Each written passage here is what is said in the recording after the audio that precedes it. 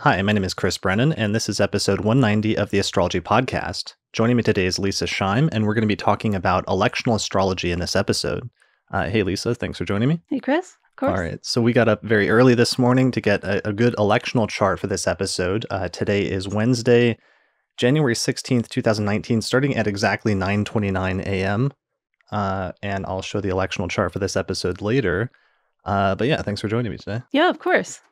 All right, so we have a jam-packed episode. As usual, what's my usual line? It's like, for more information about how to support the production of future episodes of the Astrology Podcast by becoming a patron and getting access to some great subscriber benefits like early access to new episodes, higher quality recordings, and more, please visit theastrologypodcast.com/subscribe.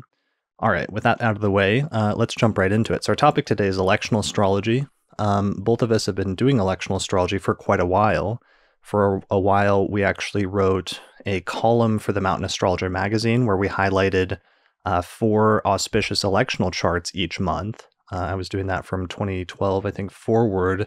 And then eventually we transitioned into doing that as a monthly podcast for patrons and subscribers of the Astrology Podcast through our page on Patreon. So each month we pick out 4 auspicious electional charts to highlight, to give people something to work with for the month ahead. But we've never really done, I've never really done a full episode on electional astrology, I think. Right. So there's a lot of people who are constantly asking us questions, like how to use our electional charts, what our approach to electional astrology is, and different things like that. So I had been for a long time. It's like I have a lecture on this. I have a course on this. I still lecture on this sometimes on the lecture circuit, so I'd been putting off doing a full episode on it for a long time, but I feel like it's been long enough and it's time to do a discussion on it. So we're going to do a full sort of overview of electional astrology today as like an intro to electional astrology episode, talk about our approach, talk about the philosophy and some of the other little details underlying it, and we're also going to do a little bit of a Q&A where we got some questions from listeners through Twitter that we're going to answer as well. Mm-hmm. All right, so where should we start? Well, I think a lot of people, just from the top, want to know what is electional astrology. I think there's some confusion amongst people who don't already use it. So we should probably start just from the very basics. Okay, so the very basics, the top, when I always introduce this, one of the things I say is electional astrology is one of 4, there's traditionally 4 major branches of Western astrology. So the first branch is mundane astrology, which is applying astrology to groups of people like cities and nations, as well as natural phenomenon like weather and earthquakes. There's natal astrology, which is when you cast a chart for the birth of an individual under the premise that the alignment of the planets at the moment that a person was born will have something to say about their character as well as their future. There's electional/inceptional astrology. It's sometimes referred to either way as electional or inceptional, where you cast a chart for the birth of an event or a venture or an undertaking under the premise that the chart will both describe the nature of the event as well as what will happen in its future. And then finally, the 4th branch is horary astrology, where you cast a chart for the moment of a question under the premise that the chart will describe something about the nature of the question as well as its outcome. So, with electional astrology, I think the biggest philosophical point that we need to dwell on first is this concept that Geoffrey Cornelius referred to as the doctrine of origin. And he was actually rejecting the concept of the doctrine of origin, I think, when he used it in the moment of astrology, but I think it's a great descriptor for the underlying premise that underlies this branch of astrology. And it's the premise that the quality or the future of anything can be determined by looking at an astrological chart, which represents the alignment of the planets at the moment that it began. So the basic premise underlying electional astrology is it's not just people that have birth charts, but also events and ventures or anything that has a definite beginning in time has a birth chart as well. Right. Yeah. And I think, some listeners may already be familiar with that idea, but for those who aren't, I think it's really exciting realization, when you first come across this, that everything can have a chart, not just people, because people are used to, talking about someone's birth chart, but like a building can have a birth chart, or a company can have a birth chart, or things like that. Right. Or like a country, like the inception chart or the beginning chart for a country is a common one. A marriage is a common one, or a relationship between 2 people, like a first meeting chart. Right. So basically anything that has a definite beginning has a chart or can have a chart. And that's kind of the basis of this. And that's why this branch was originally referred to in the Greek tradition. It was referred to as catarchic astrology. And catarche just means a beginning, an inception, or a commencement. So it's the astrology of inceptions or beginnings or commencements, because you're casting charts for the beginning of whatever has started at some specific moment in time under the premise that the chart will reflect the future of what was initiated. So if you can cast a chart for the beginning of something, you can actually know its outcome. Right. So that leads to an application of inceptional astrology, which is where inceptional astrology has usually come to be known more commonly as electional astrology today.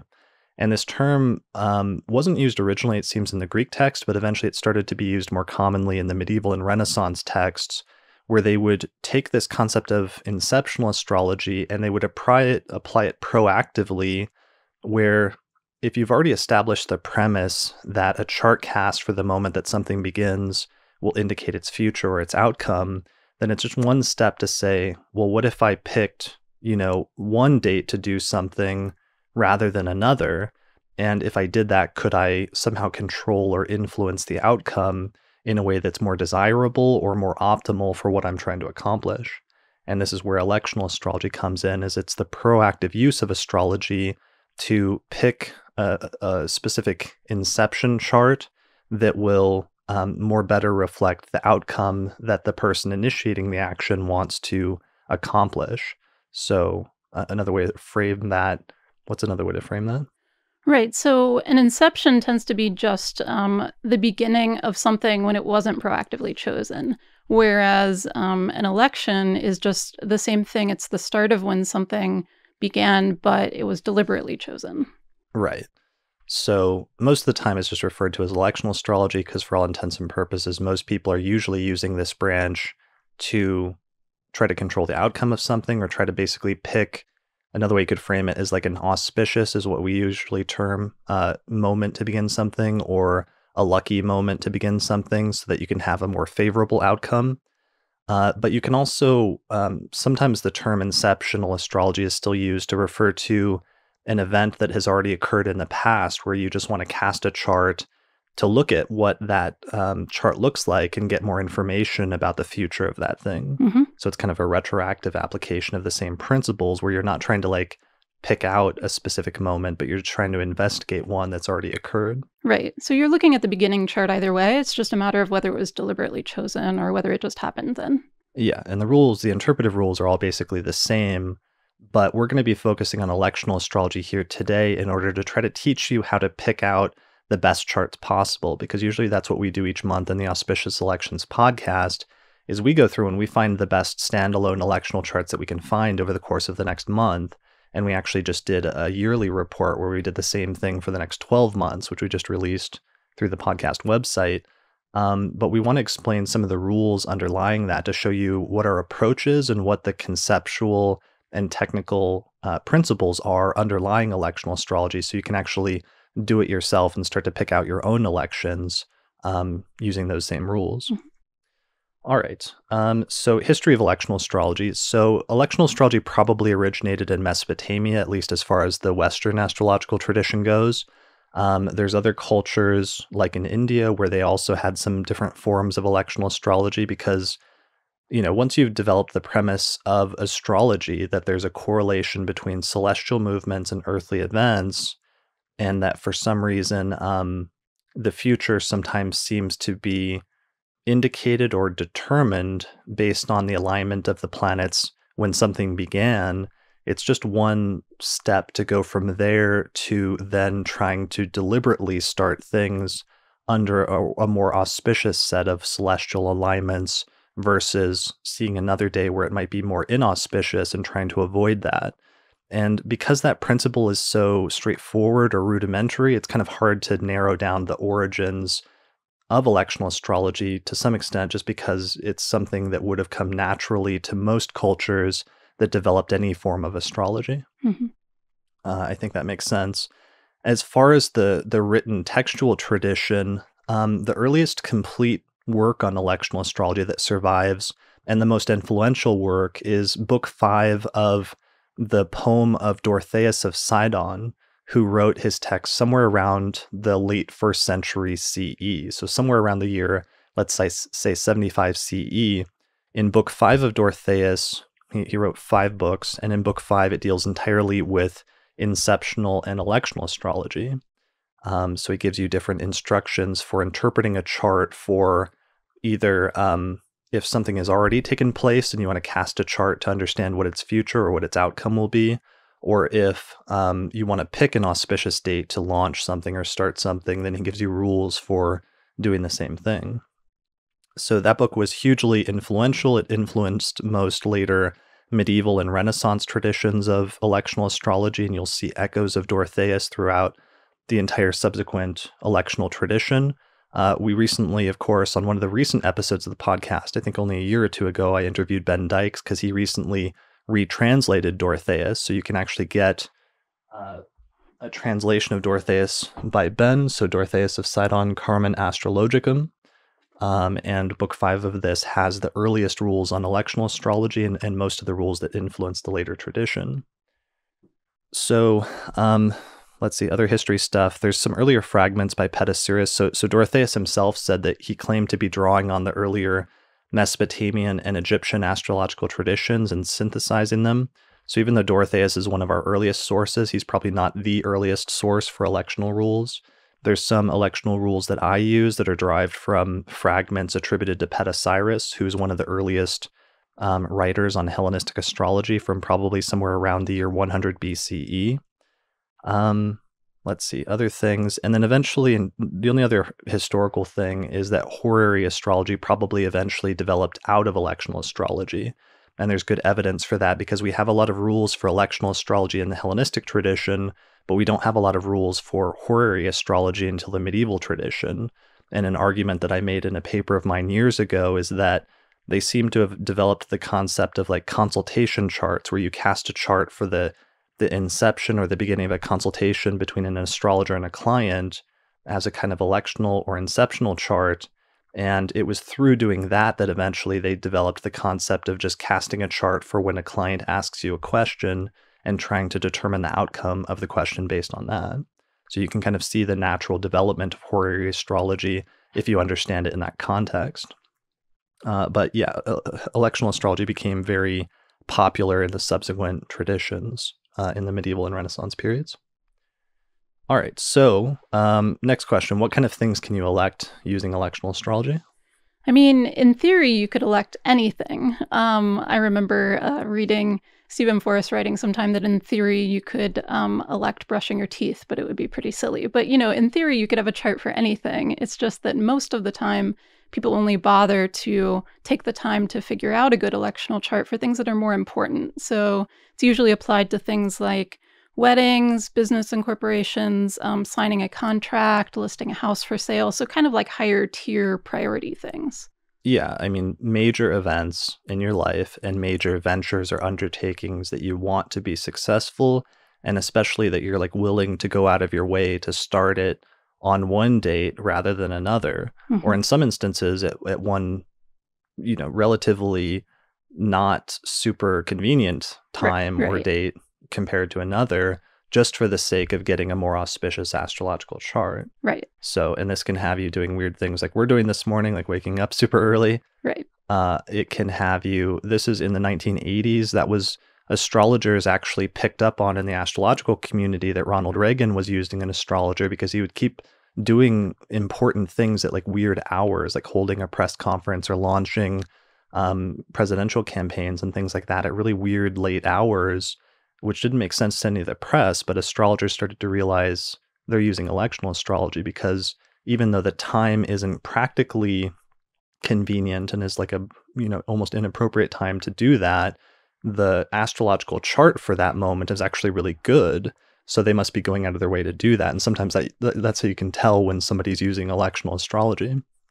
Right. Yeah. So it has to be something that you're, like you said, willing to bother to go out of your way to do. And you wouldn't do that with everything, or rather you shouldn't do it with everything because you will become sort of neurotic if you elect everything. But Yeah, I mean, there's definitely a line there that we've explored and flirted with in terms of when is it appropriate versus when does it become almost like neurotic. And I think that's something that different astrologers, probably with astrology in general, it's probably Hmm. just a phenomenon of astrology in general that different astrologers go through phases with and play with and eventually, hopefully, come to a more like healthy sort of middle ground between the two extremes of like trying to use astrology to do everything versus just using it occasionally to do some important things. Right. And people are often surprised. I've mentioned one or two people that I don't always use all of the elections that I find because I only bother to go out of my way to do it if it's actually something important enough to. Yeah, well, I mean, it really varies because because we know of the charts and because we have like solar fire where we can throw up, like even right now for the people watching the video, I'll show you the chart for right now. It's like we have the chart for right now, like running in the background using the clock feature on solar fire, which is super, super useful. Both the Hmm. clock feature and the animate feature, where you can move the chart forward in different increments, like hours or days or months. As a result of that, we often know like what the current rising sign is and what the current chart looks like. Right. So that will sometimes influence us in terms of like starting something new or not starting something new at that time, just because we're sort of vaguely aware of it most of the time at this point. Right. So there's a sort of, I don't know, weird middle ground there where sometimes we are trying to pay attention to it and deliberately aim for bigger charts and other times we're not, but it sort of varies. No, for sure. I mean, and once you know the rules for doing full out elections, you can use those same principles on a sort of daily basis, even if you're not making full electional charts, just to know when are better or worse times during that day to do stuff like, emailing important emails or things like that. Right. Yeah, so it varies. I mean, you could use it for a lot of things, and oftentimes we do, but there's definitely varying levels of importance of both like a super amazing election, like this is the best election of the entire year and doing something monumental Right. versus a smaller thing for just like sending a semi-important email or something like that. Yeah. Yeah. All right. Are there things connected with that that we should mention? I feel Mm. like there are, but I don't know if it's time to get into that stuff. Oh, what kind of things? Just, well, I guess we'll get into it a little bit. We're going to talk about some different things that you could do an election for, so maybe we'll Hmm. save that. Yeah. So, I did want to mention a few famous instances of electional astrology just to round out the like historical component of this. Just like three notable electional charts down through history, because once electional astrology was developed, in the Hellenistic tradition especially, it was used and became used for a number of major things. And historically, that's one of the things that astrologers really end up getting involved in when it comes to like powerful people. And they will and sometimes end up consulting astrologers for things like that, like when to start a new monumental venture in order to ensure its success. So, famous example of that is the founding of Baghdad in the year 762. Was founded the ruler at the time, the ruler of the Islamic Empire, got together a group of astrologers and said, "I'm going to move the capital to this new city that's going to be called." It ended up being called Baghdad. I don't know if you heard of it Once or twice. once or twice. And they picked out the best electional chart. We don't know what time frame they had to work with, like if they had a month to work with, or they had like a few months or a few years or what, but they ended up picking an auspicious electional chart for the founding of that city, which is still around and is still significant to this day. At the time, their electional chart ended up working out well because it became the center of the Islamic Empire and the center of a major translation movement for astrological texts, and there was a sort of renaissance of astrology for at least a century there. Other famous examples of elections are John Dee, the astrologer John Dee, elected the coronation chart for Queen Elizabeth I, Mm. famous electional chart. And then more recently, in modern times, as I already mentioned, Ronald Reagan's astrologer Joan Quigley used electional astrology many, many different times to time different things that he did during the course of especially his presidency. So, for example, she elected the chart for the launch of Reagan's re-election campaign in 1984, which was successful. She elected the electional chart for his second inauguration, which she wasn't able to change a lot. Like, she couldn't change the date and she could hardly change the time, but she did alter the time a little bit. And I think she ended up delaying it in order to move the angles of like the midheaven and the ascendant just a tiny bit. She elected a chart for the signing of the Intermediate Range Nuclear Forces Treaty between the US and the Soviet Union in 1987. So she elected a major treaty between two countries. And I'm giving these examples because they're also give you some idea to the different applications of electional astrology and different things you can apply it to. Mm-hmm. I mean, this is obviously on a super major level, but sort of archetypally, it gives you some idea of different things that you could set as the beginning of something. Right. So in this case, like a contract, for example, between two countries, a treaty. She advised Reagan to keep quiet for an extended period during the Iran-Contra scandal. Let's see. She elected the chart for Nancy's mastectomy surgery in 1987. So that's a medical election, which is also a relatively common type of election. She elected the time for the announcement of Anthony Kennedy's Supreme Court nomination to ensure that it would work out, which it did, of course. And then finally, she also elected the 1980 debate between Ronald Reagan and Jimmy Carter.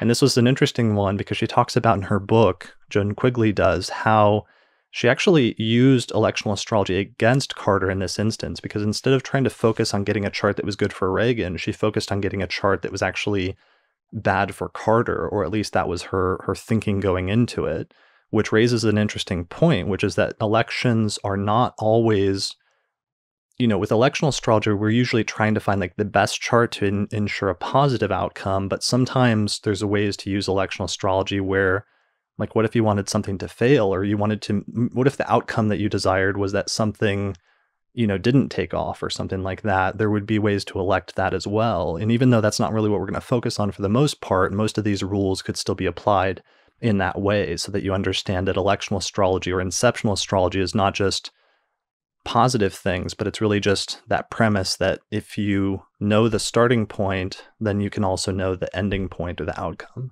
Sure. And, of course, most of the time when people ask for an election, they are looking for something to go well. But the general premise is just if you know all of the principles, you can kind of see how the chart will go. Right. Exactly. Yeah. So one of the questions that people often have, especially newer people, is what do you do at the elected time? Like, let's say you've got an astrologer and they've given you an electional chart to use for starting your new venture or undertaking, or you've picked one out yourself. What do you do once you get to that time? Right.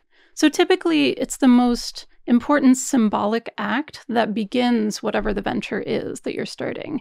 And so you have to kind of think about what that is for your specific case. Mm-hmm. So for instance, like if you're writing a book or an article, you might, and you're trying to do an election for the actual writing as opposed to later submitting it. You might say, open a new document, start writing a little bit of it, and save the document. That would be like one inception, for instance. Another might be if you're opening a business, how do you know when a business is open? Well, the door, if it's a physical business, the door opens and it's open for business for the very first time. And so those are kind of a couple instances of that you have to think about case by case in terms of what starts your venture symbolically. Right. And that's the most important thing for any electional chart is you need to figure out what the most important symbolic beginning is. You need to establish if there's just one beginning or if it has a few different possible beginnings, because not all things just begin at once. Sometimes there's like a series of events that take place, and sometimes they're relatively close together, and other times they're kind of spread out. Mm-hmm. So identifying that is super important. One of the tricks that I use that's really useful to keep in mind when you're trying to figure out what the most symbolically important beginning is that you can kind of liken inceptional beginnings or electional beginnings to the issue in natal astrology that you run into, which is conception versus birth.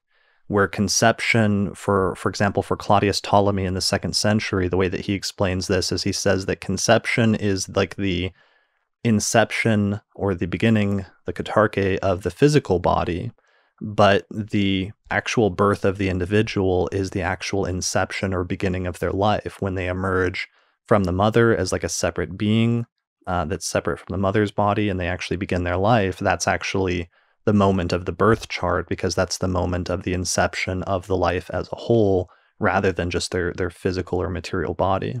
Right. And that kind of relates to the issue of sometimes the most important symbolic moment can be when you finalize the beginning of something, which sounds kind of like an odd turn of phrase. But for instance, this comes up a lot with weddings, for instance. So I think both you and I kind of consider the moments where they say "I do" and are pronounced married, the beginning of the wedding, or sorry, the beginning of the marriage, because prior to that time, they're not really married yet, even though the ceremony has started, for instance. Yeah, like we consider that to be the most symbolically significant moment in terms of the marriage between those two individuals, even though technically there's also like signing the marriage certificate. And even though that usually happens closely afterwards, and we'll try to use roughly the same electional chart, or at least as close to it as possible if we can, to get both of those things, like saying "I do," like completing the vows and completing the ceremony, and also signing the marriage certificate roughly with the same rising sign of the same electional chart. The one that we'll focus on more is the one that's more symbolically significant, which is the moment that the two of them say "I do." Right. And I always like to joke, but it's serious too, that, if one of them were to walk off in the middle of the ceremony before that moment, they would not be considered married. No one would be considering them married because they hadn't actually vowed to be married yet. Right. And that's a good conception versus birth one as well, because that's like the beginning of the marriage and of their like legal union, versus the conception of the marriage would be, the first, when they first got together as a couple, or their first meeting chart or something like that. And like with weddings too, you can try like anything that has multiple moments that might be important, like you said, the marriage certificate, or perhaps even the beginning of the ceremony. I think that's less important to the marriage itself, but more to the event of the wedding, And so if you can, sometimes you can, if you have a few moments that are somewhat important, you can try to get them all under the same rising sign at least. So I at least try to couple the vows and the marriage the marriage certificate signing for sure, and then also the beginning of the ceremony if you can. Right. Or other instances, like if there's a series of a bunch of different things, like I know in the process of writing my book and publishing my book, there was a bunch of different significant moments that were spread out, and I ended up electing different charts during different months or different years that I ended up using for different phases of that process. Right. So that's another thing you can do sometimes if you don't have a single beginning, is you can try to get different electional charts during your window of opportunity, or your span of when you're going to be starting major things, and setting each of those major turning points for a significant election. Right. Yeah, definitely. And I mean, there's some that are more clear-cut than others. So like, I know that we often elect leaving for trips, and we've found that when you leave the house is actually the most symbolically important moment, because that's the inception of the journey, even though you could say when your plane takes off or whatever. Right. And shout out to my friend Scott Silverman from Kepler College, who first told me about that. His thing was always like the moment that he locked the door and like turned the key to lock the door and then departed from his house for the final time is like the most symbolically significant moment for beginning his journey. And I've always found that it worked out pretty well. Definitely. I've been tracking those for a while now. It seems like they work really well. Yeah, well, and that's hilarious because we've had like bad trips to like astrology conferences, and we've had like really good ones. And I think some of the bad ones have definitely encouraged us to like pay more attention to the electional chart than we otherwise were up to that point, because we were sort of like, yeah, if we can get it, but we don't want to do an early flight, or right, whatever, we want to get there on this day, which is going to be more convenient, versus like flying in a day early or something like that. And then how did that go? Yeah. Well, no, I think we both really value the electional chart at this point for leaving for trips. Yeah. And like neither of us are morning people. And I know for me at least, like I will just get up no matter what, even like to make it a better chart for a trip. And that's kind of saying something if you know me at all, because I'm quite the late night person. But I mean, just because we paid attention even the times when it wasn't a great chart, and the chart both matched and described how the trip ended up going in not great ways in the instances where we weren't like trying very hard for like a good departure chart. Right. And this is actually a really great tip if you haven't been exploring elections yet. So even if you're not up to electing your trips yet or other things that you do, just write down the time that you leave for a trip or write down the time you start something. And then you can watch the chart and learn from their electional rules to see how it goes. Yeah, just start noting the time that all major, medium or even like minor events happen in your life. And you'll start to, that'll be good groundwork. That'll be a good groundwork to start learning electional astrology by just paying attention to how things go based on the starting point for the chart for when they began. Like even things like meeting a new person and like noting the day and time that you met that person, or starting a new job, lots of different things. Right. And negative examples can actually be even more good learning than positive ones. I feel like very spurred on by my negative examples. Right. Yeah. Yeah, like if you start something and you see like Mars like rising over the horizon on the Ascendant in a day chart or something like that, or let's say there's like a Mars, Pluto, Saturn, Uranus Sedna conjunction or something like that. Right. And that might be something to pay attention to. Right. Yeah. And just watch later, and then it will spur you to do elections, I think. Right. All right. So I think we've established that pretty well, right? Any other points we want to touch on there before we move on? No. I mean, basically, it's only really large scale things, I think, that require more than one super symbolic moment. Like I'm thinking of, say, the grand opening of a business that also required building from the ground up. Like there could be a moment where you start the construction. There can also be a moment of the grand opening of the business itself. Yeah, and business ones are tricky because there's sometimes debate about that. Like, what is the first official chart that you should use for a business? Is it like when they first open their doors? Is it when they get their first customer? Is it when they make their first sale? Right. And like have their first dollar? And it's like some businesses like put their first dollar up on the wall that was their first transaction. For corporations, I know a lot of business astrologers or financial astrologers will use the inception chart for the, the business. Yeah. So the actual like incorporation chart, since every business is incorporated as like a legal entity at some point in time. Right. I know the incorporation chart, for example, for Kepler College, there was like a bunch of different possible charts, and the incorporation chart for that school always seemed to be the one that matched the best from what I could tell. So that always pushed me towards incorporation charts oftentimes when it came to big like businesses and stuff. All right. Yeah, so that's big things, but you can also use it for small things.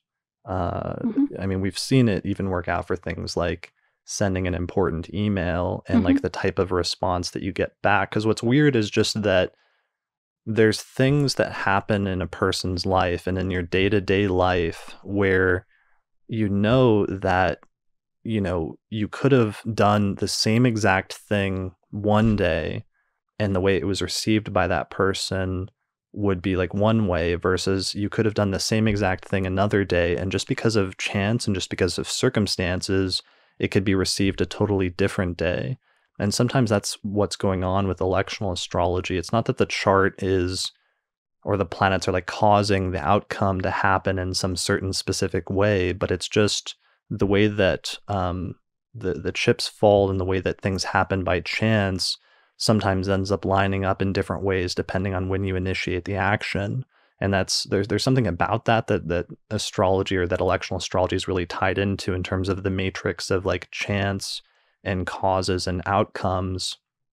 That's not really fully clear, but that's really what this whole thing is tied into in some weird way.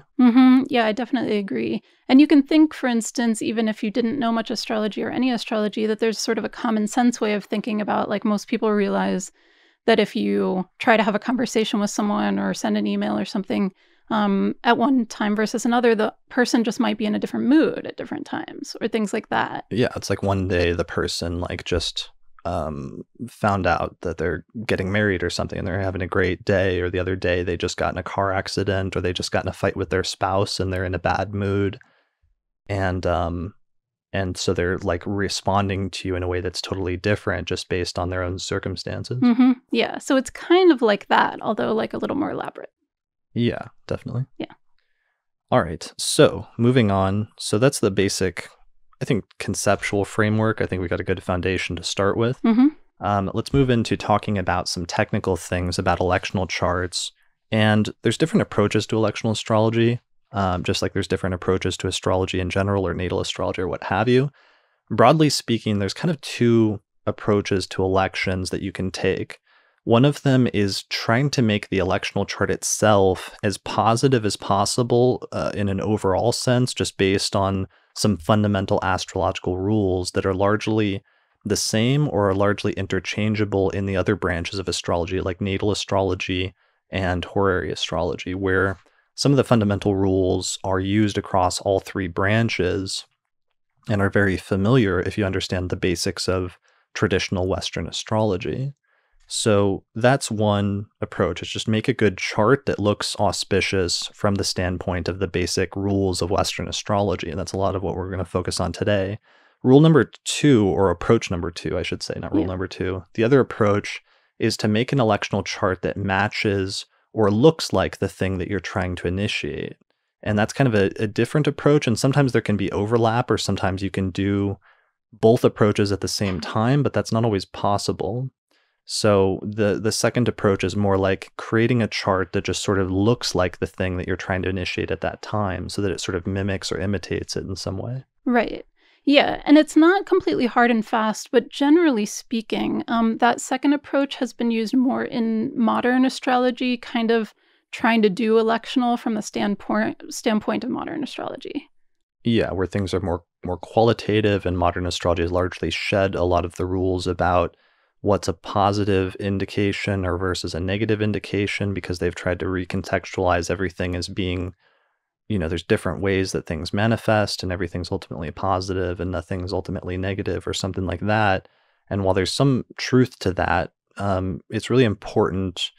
This is where traditional astrology is much more useful for electional astrology. And this is why there's not a lot of books in modern astrology for electional astrology. And it's because in order to do electional astrology significantly or successfully, you have to be able to identify what would be a more optimal placement versus a less optimal placement for something. Right. Or what would be an auspicious placement or an auspicious chart, let's say overall, or an auspicious placement within a chart versus what would be an inauspicious placement. So you have to be able to make distinctions like good and bad, positive, negative, constructive, destructive in electional astrology in order for it to work for the most part. Right, exactly. And so this is one of the areas of astrology where you definitely want to be making value judgments, because it's not about a value judgment about a person or anything like that. Right. You just, if anything's good or bad, then there's kind of almost no point in electing anything. But we see, in fact, if you start watching charts, you see that the inception of something does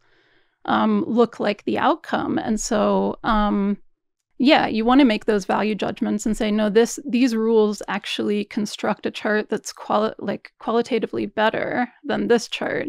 And I want to start something that I want to go well under that chart versus the second one. Versus the other one is just more of like how something feels. So it's kind of an outgrowth of psychological astrology. So whether this matches like the feel of what you want. Say like I want a fire sign something.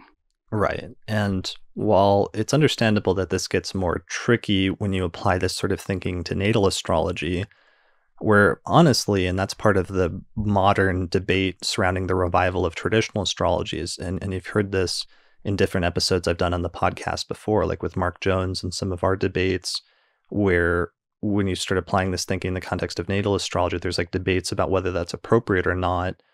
And you could make different arguments that are good either way in terms of people's experience of their lives and whether they're like objectively or subjectively more difficult if certain people have had more challenging lives and their charts have matched that versus other people have had easier lives or more fortunate lives, or specifically in certain areas of their life. So that gets a little tricky in the context of natal astrology, but the electional astrology, it's a little bit more straightforward. It's like, was this trip successful? Did these two people have qualitatively like a good and long-lasting marriage? Was this business successful? And so on and so forth. Mm-hmm. So there's a little bit of, obviously, wiggle room there in terms of like, what does it mean? What does success mean? Or success in different areas, or maybe one part of this venture has been successful and another part has been not as successful, and different things like that. But for the most part, it's like you need to make some of those cut and dry sort of black and white distinctions in order to do electional astrology for the most part. For sure. And I wanted to qualify, when I was talking about that second approach with the feel of something, I have, especially as I've done this longer, I have come to not discount that it will in fact show the feel of something, but those are just not the major pieces to prioritize. Maybe you look at that like after a couple other factors. Yeah. I mean, the major things to prioritize are just, there are traditional rules in ancient pre-modern astrology for what will qualify as a more positive or constructive or successful placement versus ones that will indicate more challenges or hardships or difficulties. Exactly. And if you're trying to shoot for something that's going to be more successful, more subjectively positive, so on and so forth, you're going to want to go for the more positive traditional placements. Right. Yeah. All right. So some of the things that come with that. So with this approach, then we're largely going to be focusing on trying to optimize the good things in a chart and to sort of minimize the challenging things as much as possible. But one of the things that you learn super quickly in electional astrology is that there's no such thing as a perfect chart. Definitely. Doesn't exist. Yeah. And is that true, or am I overstating that point? No, that's definitely true. No, literally no perfect charts. No perfect charts. And really a large part of you can learn the basics of electional astrology really pretty quickly and pretty easily. I mean, we've got lectures on it that we sell on our website. We're going to be teaching you the basics of it today once we eventually get to in what will be, as usual, an extraordinarily long podcast. You can learn the basic techniques of electional astrology relatively quickly. I also teach a course on it, so on and so forth. But the real trick for learning electional astrology, and the thing that requires practice, is that electional astrology is the art of learning how to prioritize what is most important versus what is negotiable and versus what is just a complete deal breaker, and figuring out how to prioritize those different levels of things, especially given the constraints of the time frame that you have to work with. That is where electional astrology gets really tricky, and where even if you know the basic rules, it takes a lot of practice and a lot of repeated trial and error and sometimes failures to gain enough experience to be able to successfully prioritize things. Yeah, and I know that was one of the questions that was written in to this episode from one of our listeners, and so I do think you answered it. That a lot of it is just practice and kind of tracking how things go, and writing down the time that you started something, and then tracking whether it's minor or major. Because I don't think you really get a sense of the scale of what's most. I mean, you can learn, of course, the step by step what's most important to prioritize, but in terms of... and I mean, that's something I really focus on teaching, like in my course, for example, in the electional astrology course, is the priority of like what's most important versus what's less important. Yeah. So, I mean, on the one hand, there is definitely like a hierarchy of things to follow. Like a technical hierarchy. Yeah, exactly. And so if you follow those, then you should know more or less, But I think still, in terms of what's deal breakers, you do have to get a little bit of practice with it.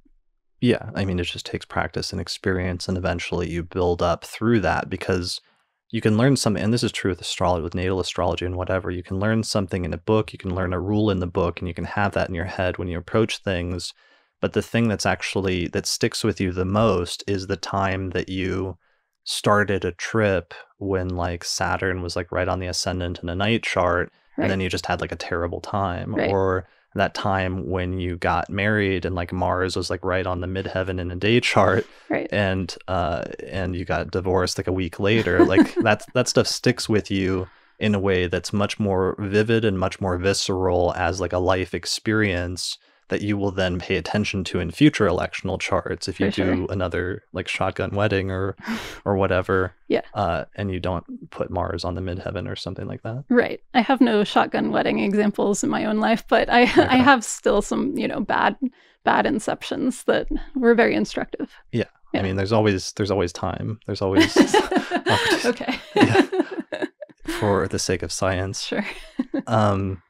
Yeah. So, that's one of those things. And that's one of the, I was more resistant. This discussion has actually come up recently about like, there was like some older astrologer that was criticizing younger astrologers and saying, and there's a lot of young astrologers that reacted to it. And that made me remember, being in my early 20s and going to the first, when I was president of the Association for Young Astrologers, and we printed up those shirts that had the quote on the back. Do you remember what the quote was? I'm blanking for a second. It was a quote from like a medieval aphorism. Yeah, like those whose minds are more suited for foreknowledge. It will go better than those practicing the art the longest. Yeah, it was basically a smarmy quote. It was very snarky. That was saying like your age doesn't necessarily matter when it comes to your skill as an astrologer, that you could be studying it for like 60 years and supposedly have a lot of experience built up, but if you're just not very good at it, or if you're not very perceptive to the types of things that astrology can show you, then somebody that's just studying it for like a few years or for like 3 years or 2 years or 5 years or whatever could, if they're really naturally adept at learning the type of things and paying attention to astrology and picking up on things, they could, be just as good as somebody who'd been doing it for 60 years. And I've seen instances of that, and I think that's true. And there's some part of that 10 years later, now that I'm in my early to mid 30s, which is still true. And I'll still grant that to my 23-year-old self. However, I am starting to understand the benefit of age and experience because of the phenomenon that we're talking about here, where you just have more time to build up those visceral experiences and those empirical observations of, when I did this, when the chart was this, the outcome was this. Mm-hmm. And when I did this event, or when I did this electional chart for this client, the outcome was this. And just like learning those things empirically does give you a level of additional knowledge and wisdom that is unique and helpful, and is something that can only come with time. Definitely. So to balance out my like 30-year-old snarky self, that's the other end of that, which I've definitely learned over the course of the past decade. Yeah, for sure. You need the technical apparatus, and that needs to be quality, or else nothing else is going to be quality, but experience does add to that. Yeah, it definitely helps. But there's no perfect charts. I think that was where we were going with that before I got on a huge little tangent sidetrack. But there's no perfect charts. Learning how to live with that and learning how to make the best out of what is available, that is the real art of electional astrology. And that's the biggest thing that you have to learn, that takes a lot of practice and a lot of trial and error. Definitely. And I think if you have an eye for technical distinctions, on the one hand, it will make it easier for you to learn electional astrology, but it also conversely can make it hard for you to make those decisions about which ones to ultimately go with. So you're like, oh, but this detail's good, but this detail's bad. And, so you can see all of it, even the imperfections, when you do choose the charts. Yeah. Learning how to synthesize those things is important. Learning how to like prioritize them. Learning how to be okay with the not perfect chart is a tough thing, because once you know all the different things you want to avoid, realizing that you have to have some of those in almost every chart you do, right? That's one of the things that's really the most tricky, is learning how to let go of that and learning how to be okay with certain things. Because one of the things is like, there's no thing, one of the like life lessons or the broader implications of the no perfect chart rule is just every person has some part of their life that goes well, and they have some part of their life that doesn't go as well. There's just some area naturally in your life where things aren't going to go as well for you compared to other people, and that's going to vary in severity. Like maybe it's just like a minor thing versus like a huge major life trauma that you experience in some area of your life compared to other people who don't experience that type of thing. The same is true, though, in electional astrology. There's just some areas where you're going to have problems, and there's some areas that are going to go better. And you just have to sort of accept that to whatever extent you can. Definitely. And I think it's about managing expectations, kind of worded differently, but the same thing. So both in yourself, and if you're ever doing elections for other people, for friends or for clients or what have you, everyone has to have the same general understanding that elections will not make things perfect. They will just hopefully make them better than they would be otherwise. Yeah, it's trying to give you an edge, Mm-hmm. trying to give you a sometimes slight advantage, other times a more notable or significant advantage. But the point is just it's kind of like the idea of, once you push something, once you set the ball rolling on something, it's going to follow that trajectory from its initial push.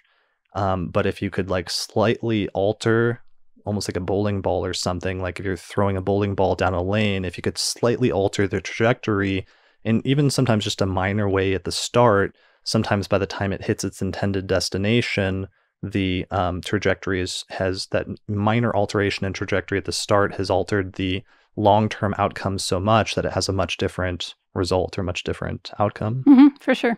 I like that analogy. Electional astrology as bowling. Electional astrology is bowling, the bowling zen of electional astrology. That should be a lecture. That would be the title. Yeah. Okay, I'll work on that.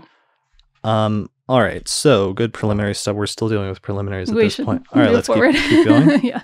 All right, so my first thing that I always teach people at the start of any electional thing is not a technical thing, but is the first starting point that's actually technical that you don't usually think about, which is to clearly define your time frame. Mm-hmm. That is the starting point for everything, is define what is the time frame that you have to look at or work with, because once you define your time frame, that's all that matters, and all you should pay attention to is the dates and the charts that are available within that time frame, and you have to ignore everything outside of it. Mm-hmm. So if you have to get married, or if somebody, let's say you have a client that has to get married this summer between between June 1st and August 22nd, mm-hmm. that is your available time frame, and you have to look at charts only within that time frame.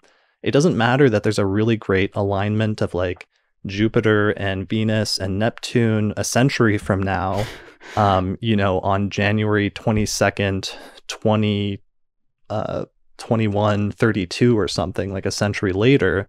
That doesn't matter, because you'll be dead by then. Right. and you can't use that electional chart. Yeah. You have to use the electional charts that are available to you. And that's part of the point that we were talking about earlier, which is just the art of learning how to use what's available. Right. And that's kind of an extreme example of like what's obviously not available. I mean, Right. There can be a little wiggle room. Like if there's like a great date, like 2 days outside of that, be like, well, are you available then? Just double check, Yeah. But that's part of like establishing the time frame, though, because it's the same thing. You could bring it to a more reasonable one and say, I've got to get married this summer. And I'm like, and you look at it and they're like, well, there would be a great electional chart next summer. Mm-hmm. But it's like people in life can't always wait, and it's not only can't, but on some level like shouldn't wait, and you shouldn't put off your life. There's definitely a middle ground, and this goes back to the sort of neuroticism thing about how much you should use electional astrology to accentuate and give you a slight edge within the context of what is otherwise more or less normal, like operating procedure of what you would do within the time frame you would do it otherwise, versus just like going completely out of your way to do it just for the sake of electional astrology, even if it's completely like counteracting the practical considerations. For sure. Yeah. And those are two ends of the extreme. And I was just kind of saying there's a little wiggle room around the edges, but but for the most part, you do need to figure out what the parameters are first, because that is the only span of time you're going to be looking through to see what elections are possible. Yeah, I mean, you basically need to ignore dates outside of that time frame, is my recommendation, because there's no way. You have to look at the dates within your available time frame. So let's say somebody wants to get married and they give you the dates June 1st through August 15th, 2019. Mm-hmm. And then they give you, because it's not just the dates, it's also the time frame. Because for something like a wedding, right, it's got to be during specific hours usually, or the venue may have specific hours that are available. So let's say between 9 a.m. and 5 p.m. Mm-hmm. So that only gives you, half the day to work with, basically. Right. Then you have other things like the locations. Like, does it have to be in a specific location, or could you set it in a different location? how far away is the location? Does that change the chart significantly, or is it basically still the same charts? Right. And I generally make people set the location before doing anything else, because otherwise you're working with too many variables. Yeah, you need to know your location, you need to know your times, you need to know your dates, and then you need to ignore everything outside of that. So it doesn't matter if in your location there's like one chart, but if you had them like go to Hawaii or something like that, it would be a completely different chart. Like that doesn't matter, because your election needs to be set for this specific location in this time frame. Yeah. So establishing that's super important, because the reason for that is not just because the things outside of that are out of your control, but you need to be able to judge everything that's within your time frame, individual charts within that time frame, relative to each other and not relative to what's outside of it. Because all that matters is the things that you can control or you can work with, and that's the only thing that you should judge the charts relative to, is just which one's better within that time frame, or which date or which time is better within that time frame compared to others. Right. Yeah. And I've noticed over time, especially with doing client elections, that there can be confusion over like how big of a time span to allow for an election. I mean, and sometimes it's just practically constrained by what's possible for them, but sometimes people really don't know. And generally, the longer the time span is, the more options astrologically there will be.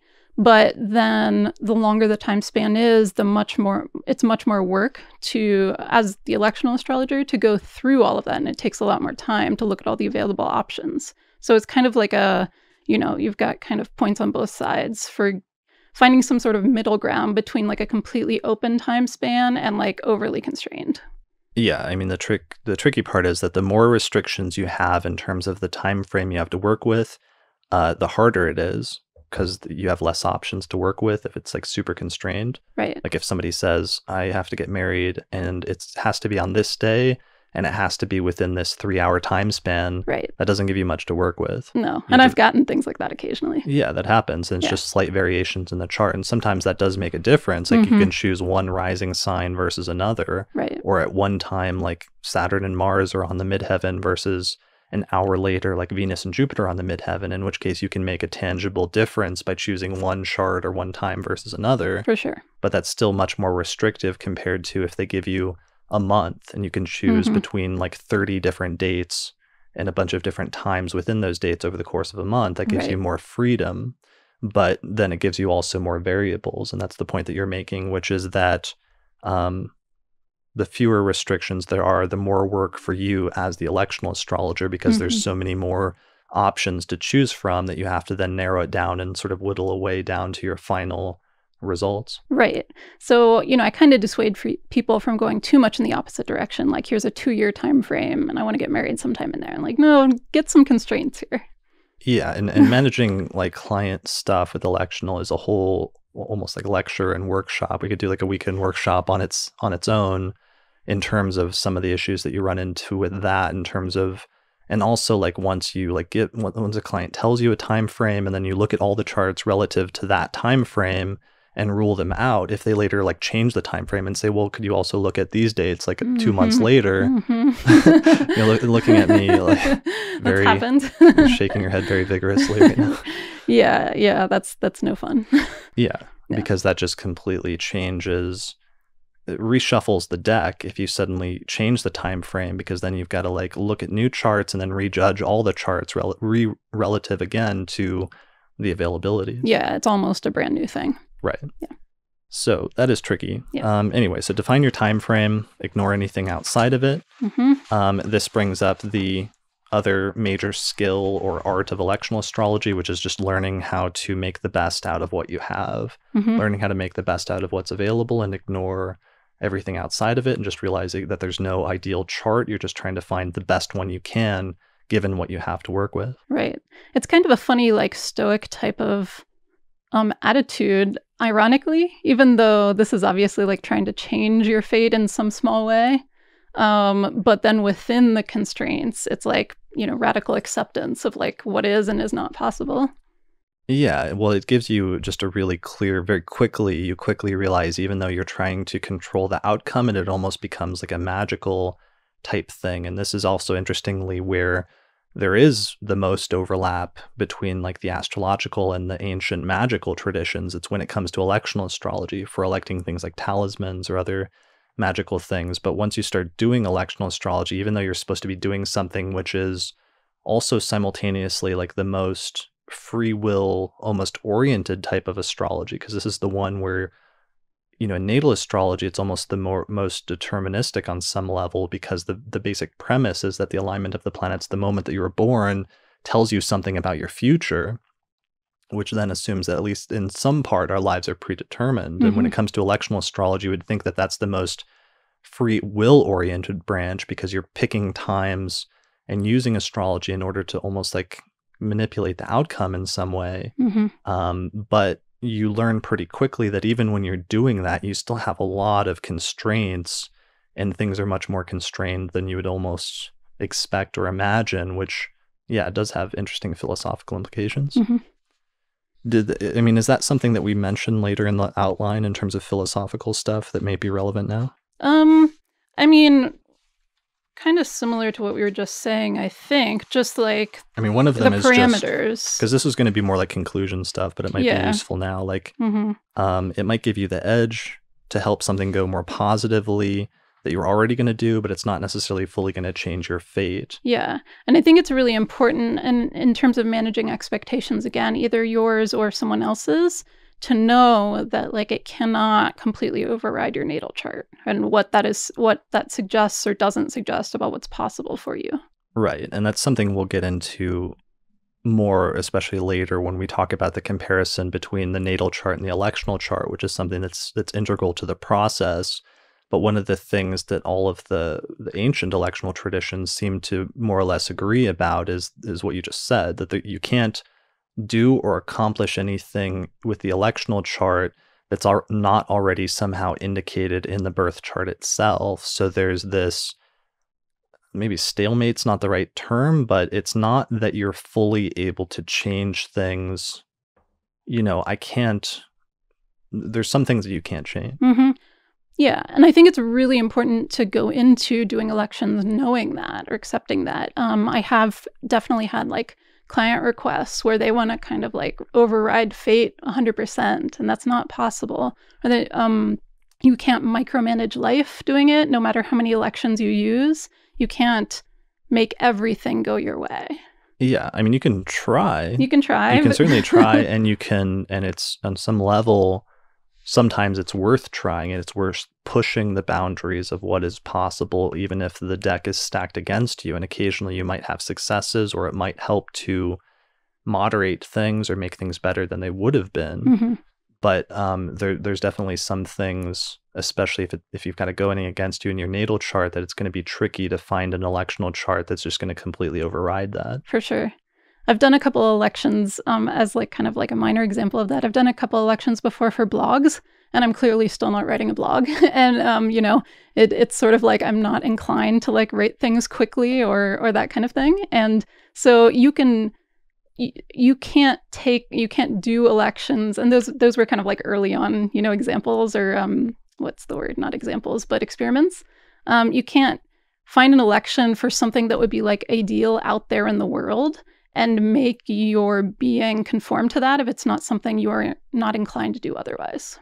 Yeah, or more extremely, like, for example, no matter how good the electional chart, I will probably never realize my dreams of like becoming Miss America or winning the Miss America beauty pageant or something like that. Sure. Despite the best electional chart that I have tried many times. Sure. Yeah. There's certain things that you can't override based on, being born in a certain place at a certain time with certain availabilities, which is reflected in the birth chart, but also just reflected in what you know about your life and what's possible versus what's not possible. Right. And those are kind of like more like obvious, people will be like, oh, of course you can't use it, but have to like, you don't have to say it like that. but moving on. But there's things sort of like more on the line where you might have to like think about like whether this is practically possible, not just like things like, oh, I'm not a person who would do that, but say even, for instance, getting up really early to record a podcast, that's on the line of like, is the election more important than what practically will happen or what we know about ourselves. Because I, for instance, don't usually talk well early in the morning. And so, there's lots of things like that where you have to kind of weigh like what's practically possible versus what you're trying to do with the election. Yeah, and some of this will come back. We'll bring this back up when we talk about the comparison with the natal chart, because I think a lot of it does come up there, which is comparing your electional chart back to the root chart of, the people that are involved in that venture or the other charts that are relevant, since the singular electional chart is not necessarily the only chart that's relevant when you're starting something new. There's always other charts going on and operating at different levels. And that's actually where inceptional astrology, like once you take the concept of natal astrology and you start applying it to other things besides just the birth of individuals, and you accept the basic premise that anything that is born at a specific moment in time has a chart, you start realizing that like everything has a chart and that all of these charts are like interacting with each other on different levels and are operative in different ways and are sometimes like conflicting and other times going well together, and they're getting like simultaneous transits and they all have synastry with each other. You realize that things are actually really complicated and astrologers are only sort of scratching the surface with what they're actually able to pay attention to or attempt to control at any one moment in time. Definitely. So things get complicated. Mm-hmm. But let's try to keep it simple since this is still like a basic intro to electional astrology. So let's start talking about some technical stuff if we got all of the philosophical stuff out of the way. I think so. All right. So tip number one, rule number one, the very first thing you have to pay attention to, well, there's two things. So first thing I want to say is, years ago in the mid 2000s, I started studying electional astrology. I found that there weren't a lot of books, actually. There weren't a lot of modern books on electional astrology, and I didn't understand why at first. And I later realized that it's because most modern astrology was really, in the late 20th century, became geared towards psychological astrology. And there was the rejection of concepts like benefic and malefic, where there was even like one major astrology publisher that like banned the use of the terms benefic and malefic from ever being used as like an editorial policy in their books. So the removal of even like language like that in late modern astrology just completely removed the ability to do good electional astrology. And that's one of the reasons why there were not a lot of books on electional astrology until relatively recently. It's really the revival of traditional and older forms of astrology that's made full-fledged electional astrology possible again, because it's reintroduced some of those distinctions about, what's a constructive placement versus what's a challenging placement in a much more visceral way. So one of the things that I did is I started studying in the mid-2000s all of the ancient works on electional astrology that I could find that were recently being translated during the course of this translation project that had sprung up in the 1980s and 1990s when astrologers started going back to older texts. And a lot of the electional stuff is broken up into different chapters in the ancient authors where they'll tell you what kind of chart to shoot for depending on what you're trying to elect. Like if you're trying to elect a marriage, then do this and this and this. If you're trying to elect a chart for a journey, then try to focus on this in the chart. And there were certain factors that kept coming up and that they kept coming back to over and over again, so that eventually I sort of synthesized a general approach just based on what seemed to be constant things that they were often focused on in just about every electional example in some of those authors. So the two primary things that came up the most often and that became sort of core things for me in my approach to electional astrology, which I think is consistent with a large part of the electional tradition, is also sort of interchangeable or is somewhat true in the natal tradition and the horary tradition, is that the two most important significators in any electional chart that you really want to focus on the most is the ruler of the ascendant and the moon. And those become the two most important planets in any electional chart that you really want to focus on making sure that they're as well placed as you possibly can, almost no matter what you're doing. Mm-hmm. Mm-hmm. Yeah, and we had questions about deal breakers, and really these are kind of like where you want to start and where you want to focus on, and those are going to override anything else in the chart. Right. Yeah, so let's start with the first one, the ruler of the ascendant. So the ascendant, the first house, and the ruler of the first house represent the one who initiates the action at the time of the election, and it's the part of the chart that represents the most closely that which is born at that specific moment in time. In the same way that in natal astrology, the first house and the ruler of the first house and the ascendant itself is the part of the chart that's most closely associated with the native, the person who is born and who emerges into the world at that moment in time, because the ascendant and the rising sign is literally the part of the sky that is rising or emerging out from underneath the earth at that specific moment in time. So just as the native emerges at that moment in time, and therefore the first house and the rising sign and the ruler of the rising sign are the most important planets oftentimes in describing the native in a birth chart, in an electional chart that is also true, and you should really focus on that part of the chart first as your primary thing. Mm-hmm. Right. And oftentimes people ask then, what does that mean? And you're basically using all of the same principles as you would in we're using Hellenistic astrology principles, but you're going to be looking at the first house and the ascendant ruler in terms of signs, in terms of conditions. So sign, house placement, and aspects. Right. So you're going to focus on the ruler of the ascendant, and the ruler of the ascendant is going to represent both the person who initiates the action, but also that which is born at that time. So it's like if you're starting a journey, the planet that rules the ascendant is going to be the one that most represents you starting that journey and its success or failure. Mm-hmm. So what that means then is you're going to want to pay attention to the condition of the ruler of the ascendant, and you're going to apply what are pretty standard rules in most forms of traditional astrology in terms of determining planetary condition and trying to determine when a planet is well placed versus when a planet is either poorly placed or has some challenging things to it. Mm-hmm. So there's a sort of hierarchy, but the three primary things that you're paying attention to is that the planet is well placed according to the sign of the zodiac that it's in. The planet is well placed according to which of the 12 houses that it's located in.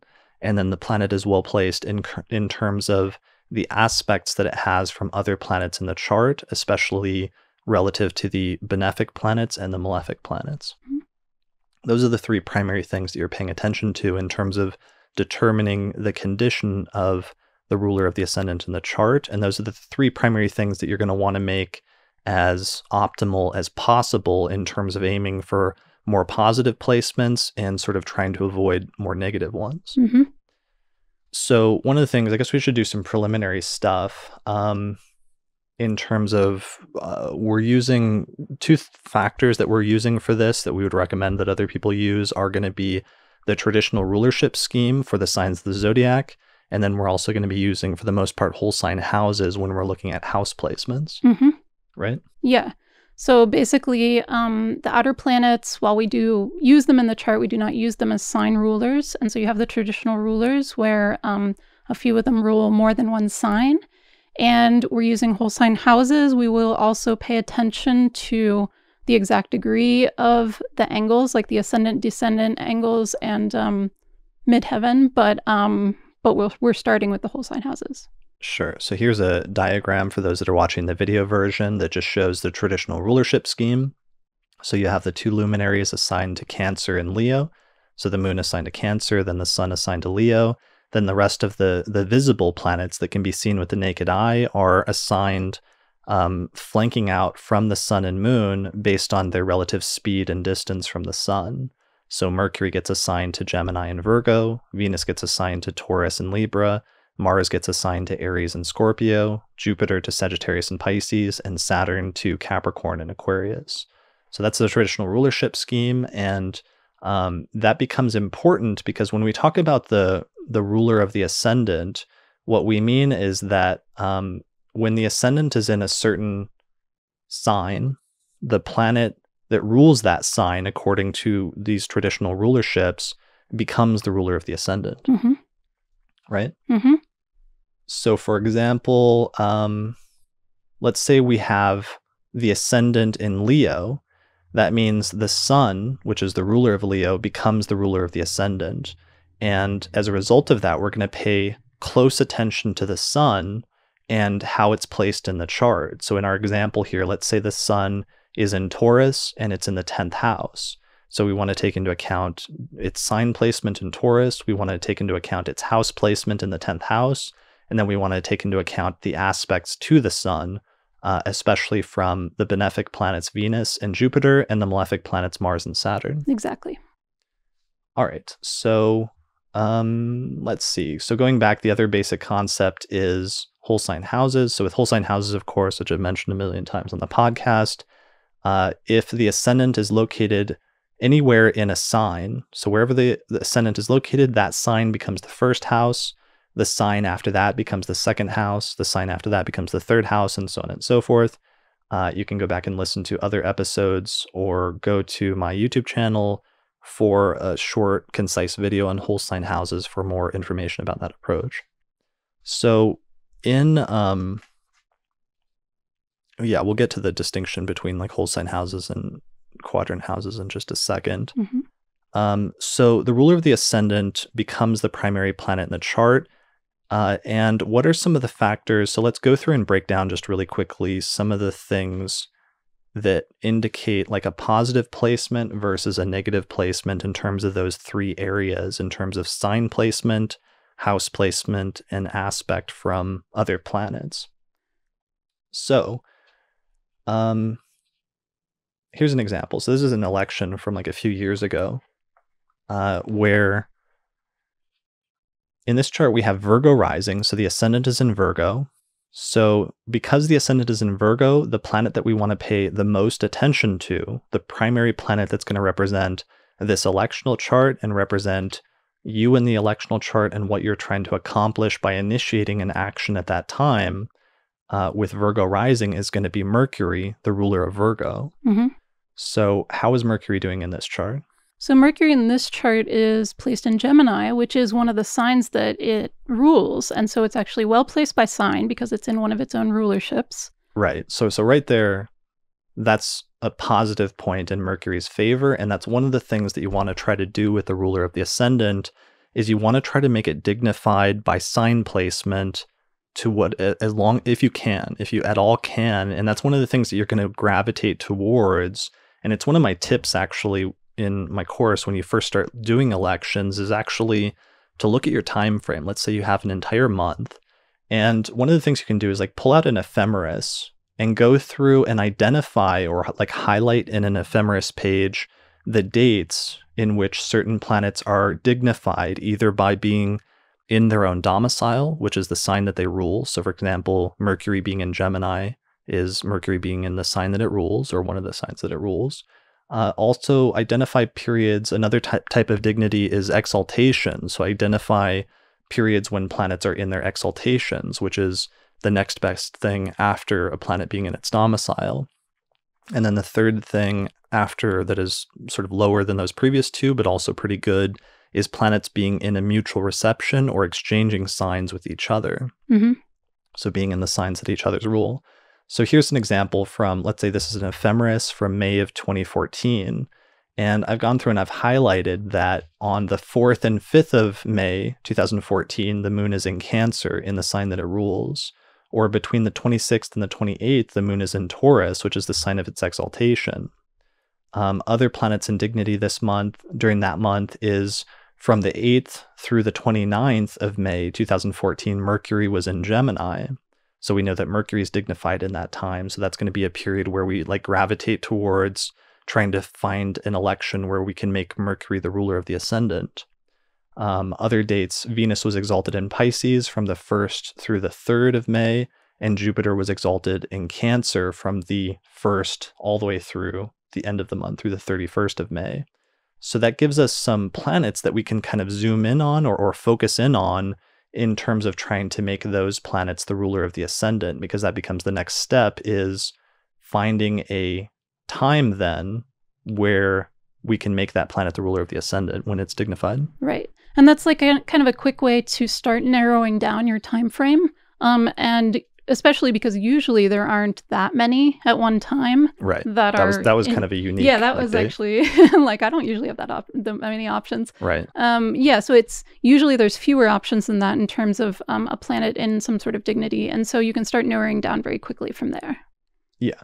So that's one of the things I did in this chart is I focused on just Mercury being in its own sign, and then I made Mercury the ruler of the ascendant, so that it's not just that Mercury is in its own sign, but it's actually then becomes the focal planet of our electional chart because it's the ruler of the ascendant. Right. All right. So the other thing I focused on here is the house placement of Mercury. So Mercury is in the 10th house, which is one of the best houses. It's one of the most prominent houses, but it's also one of the so-called good houses because it's a house that's configured to the ascendant.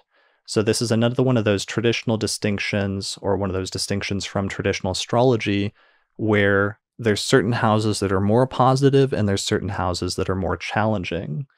And this is based on the concept, or this is referred to as the concept of good and bad houses. Yeah, so it's really important to place your ascendant ruler either in an angular house, which would be the 1st, 4th, 7th, and 10th houses, or otherwise one of the so-called good houses that aspects the ascendant through some sort of major aspect.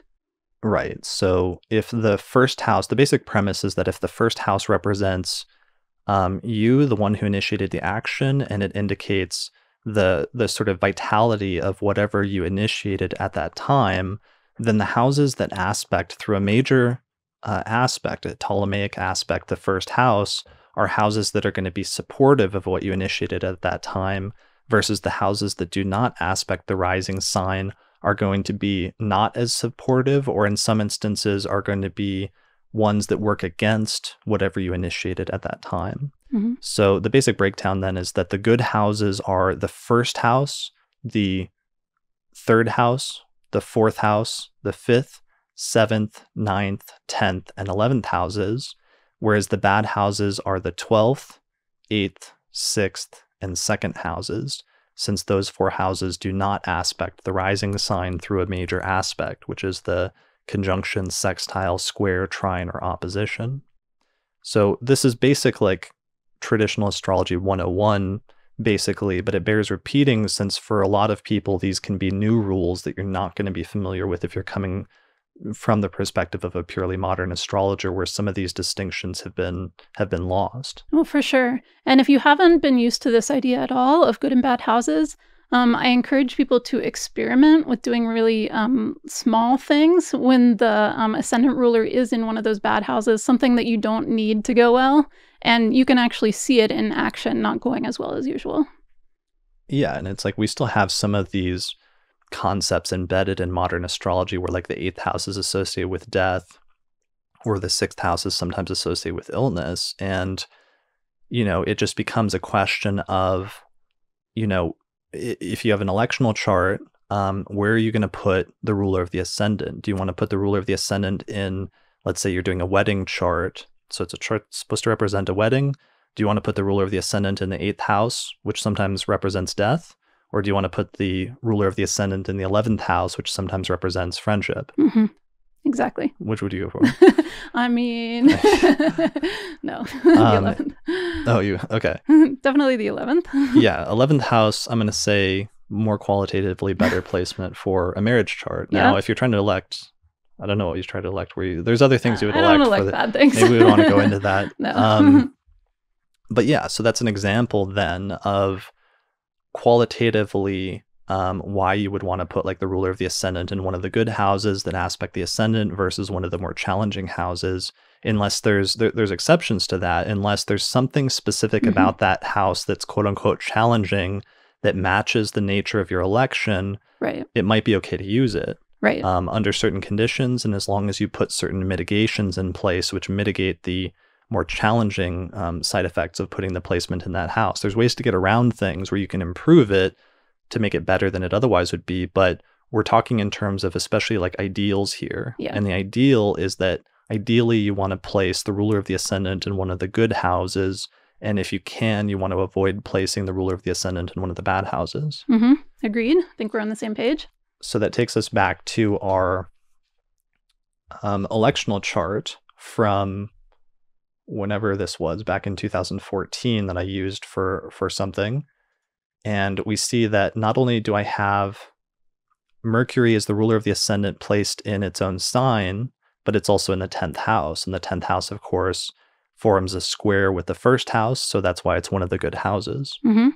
Right. And then the 10th house is one of the most prominent and visible angular houses, 1st and 10th being pretty prominent. Right. It's one of the more powerful houses. And we'll get to Angularity as a major component here in a bit. Let's see if I have another electional chart. I mean, we can also do so here's another election. Let's say we have a chart with Pisces rising. So Jupiter is the traditional ruler of the ascendant. And in this chart, Jupiter is exalted in the sign of its exaltation in Cancer in the 5th house. So again, it's in a good house, which is trine to the ascendant by sign. Right.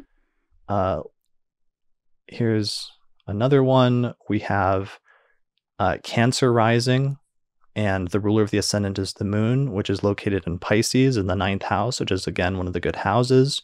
And Pisces is not typically otherwise a sign where the moon is dignified, but this is one of the examples of using mutual reception, where even if you can't get a planet in its own sign, if you can get it exchanging signs with the ruler of the sign that it's in, then that can almost be just as good as being in its domicile or exaltation. So in this instance, the moon is the ruler of the ascendant. It's in Pisces in the 9th house, and the ruler of Pisces traditionally is Jupiter, which is placed in Cancer in the 1st house, which is the moon's sign, and the moon is actually applying to a trine with Jupiter, creating a full-fledged mutual reception. Right.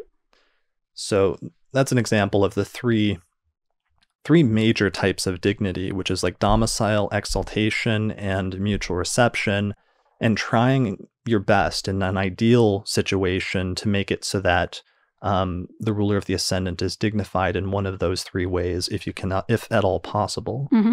And it's not always possible, but that's best case scenario. Right.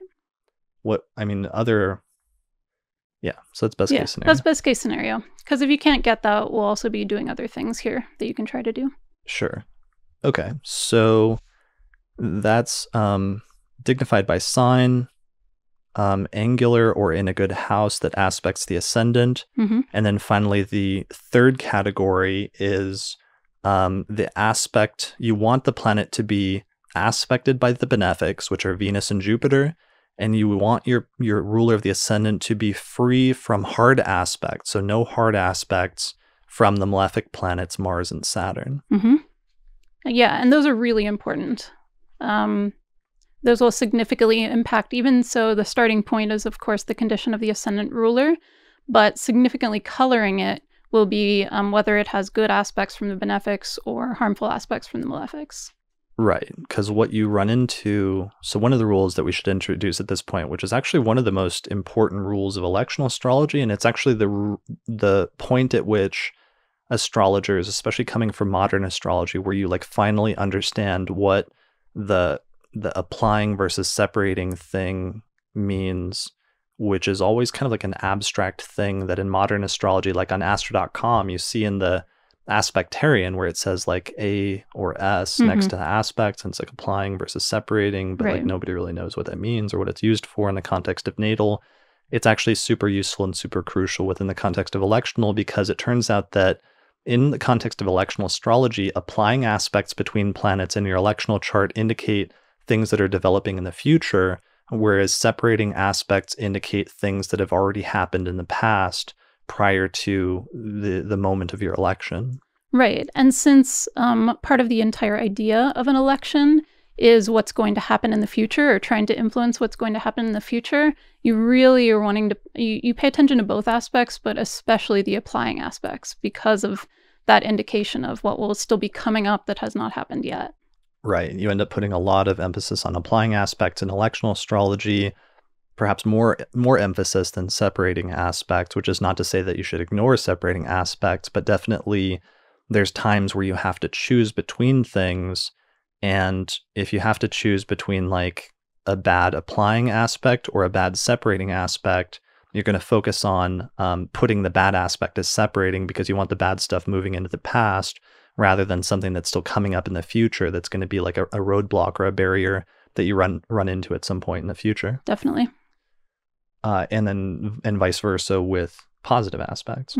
Right. So you really ideally want important things in the chart, which are primarily the ascendant ruler and then the moon, as we'll talk about in a moment, applying to benefic planets rather than separating from. Right. So let me give an example with, let's say, a conjunction. So here is, for those listening to the audio version, imagine you have a chart where you have Virgo rising and Mercury is the ruler of the ascendant. So it's your most important planet in the chart. And it's located at 15 degrees of Gemini. It's in the 10th house. So it's basically our electional chart from earlier, where we have this really well-placed Mercury is the ruler of the ascendant, where it's in its own sign. It's in the 10th house, which is great. So let's imagine that Mercury at 15 degrees of Gemini, that we have Saturn on one side of Mercury at 9 degrees of Gemini, and we have Jupiter on the other side of Mercury at 20 degrees of Gemini. Right. And let's imagine that Mercury is direct. He's not retrograde, so he's moving forward in zodiacal order rather than backwards. So in this example, Mercury would be separating from a conjunction with Saturn and applying to a conjunction with Jupiter. And under our premise that applying aspects indicate the future and separating aspects indicate the past, this would actually be pretty good because it means that Mercury's moving away from Saturn and thus moving away from a more difficult planet and is moving towards Jupiter and thus moving towards a more positive planet. So symbolically, this would be indicating a situation where the challenges are moving into the past, but there's positive things coming up over the horizon in the future. Exactly.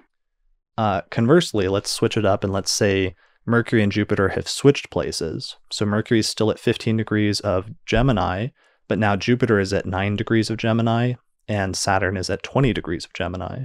So in this situation, it's the reverse because Mercury, if it's direct here, would be separating from the conjunction with Jupiter and applying to a conjunction with Saturn.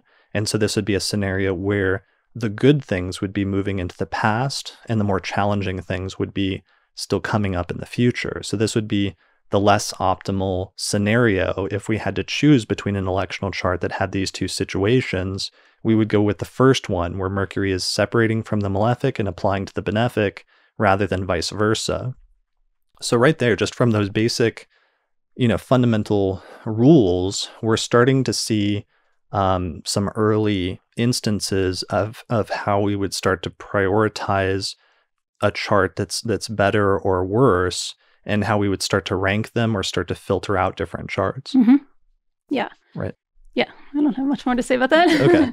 So, so aspects to the planet. So we're focused here on degree-based aspects at the moment, but this is also true. Our initial starting point is actually sign-based aspects, where any sort of sign-based aspect to a benefic is going to be positive for the ruler of the ascendant. Even more positive if it's a degree-based aspect, because degree-based aspects are more intense than sign-based aspects. And even better if it's also an applying aspect rather than a separating one. Right. So different levels, again, sort of a hierarchy of sign-based aspect, degree-based aspect, applying degree-based aspect. Definitely. Yeah. And as you said earlier, I mean, all of these are going to be kind of echoing the same basic Hellenistic principles that you would use overall in evaluating any chart, but we're just using them proactively in this instance. So there's a lot of those distinctions where, once you learn them, then you just apply them all here. Right. And I wrote an entire book about this. Yeah, I was like, we can't cover all of this in one episode. Well, I mean, there's a problem. I mean, we've got to cover a lot of it just Sure. because that's the basic techniques of electional astrology. No, So we're going to give a cursory sort of overview of it here. But otherwise, if you want to go more into detail, my book is titled Hellenistic Astrology, The Study of Fate and Fortune, available in fine bookstores everywhere. Also newly available on Google Books as an ebook. I finally released it as an ebook, and it's only like $15 there. So if you search on Google Books, I think for Hellenistic Astrology, you'll find the book there.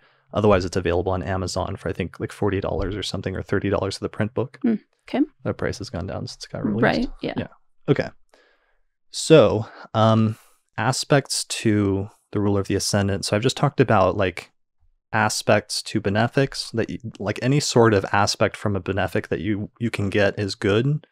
Worst case scenario or least optimal scenario is not having any aspect, even a sign-based aspect from a benefic to the ruler of the ascendant is the sort of least optimal scenario. Right.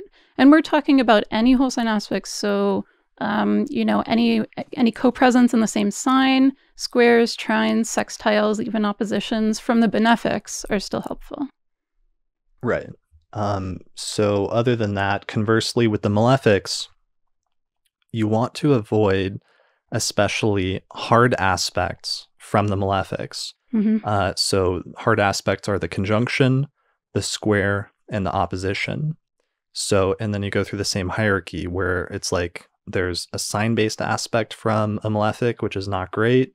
There's a degree-based aspect within, let's say, a few degrees from a malefic, which is worse, a hard aspect. And then there's a applying hard aspect with the malefic, which is typically a worst-case scenario. Mm-hmm. Yeah. So you really want to avoid hard aspects with malefics. Easy aspects are okay, especially the trine or the sextile can be fine. And sometimes in some instances, it's almost optimal to just have a complete lack of any sort of aspect. So an aversion between the ruler of the ascendant and a malefic, so that they just have no relationship to each other in some instances is the ideal scenario. For sure. Yeah, just kind of tucking it away unnoticed, not really interacting with primary factors would be good. Right. So let's back up to my electional chart example to see how I did based on those rules. Actually, I didn't do very good in this one. This is my electional chart. So it had, again, Virgo rising, Mercury in Gemini at 23 degrees of Gemini. It is not aspecting Jupiter at all because they're in adjacent signs, which is not considered a major aspect. However, we do have a nice sextile coming from Venus at 22 degrees of Aries over to Mercury at 23 degrees of Gemini. So there is a sextile between Venus, which is then seen as helping out or supporting Mercury. Mm-hmm. How's it doing in terms of aspects with the malefic planets? Let's see. So it's in aversion to Saturn, and then... Right, so Saturn is at 19 degrees of Scorpio. Mm-hmm. Yeah. And so it's not in a sign-based aspect to Saturn at all, Mercury. And it's in a sign-based trine with Mars, but not applying. Right. So, and the trine is an easy aspect, so we're not really worried about that. And it's also not applying, and it's, if anything, it's moving away from any sort of degree-based aspect. Mm-hmm. All right, so Mercury's in great shape in this chart, basically, and that's one of the reasons I chose this chart, because it fits those three categories, which ideally we're going for in every election when it comes to the ruler of the ascendant, which is that we want it to be well placed by sign, Mm-hmm. we want it to be well placed by house, and we want it to be well placed by aspect, which is to say having supporting aspects from the benefics and not having challenging or destructive aspects from the malefics. Mm-hmm. All right, so that is, in a nutshell, the three primary considerations. And one of the primary things that we're going to try to do in almost every electional chart is make the ruler of the ascendant well placed according to those criteria. Right. So if you do nothing else, do everything we just said.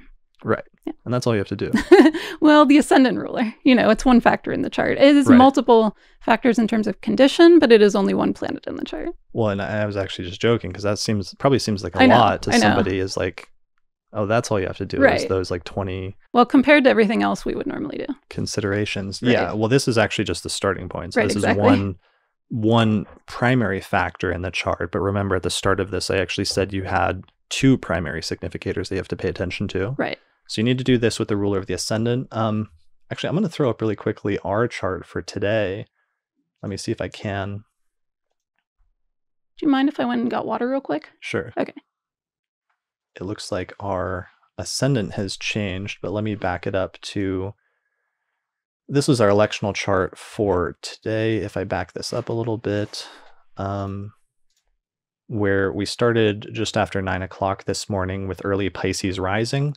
So the electional chart we were shooting for this episode had Pisces rising, and the ascendant then is ruled by Jupiter.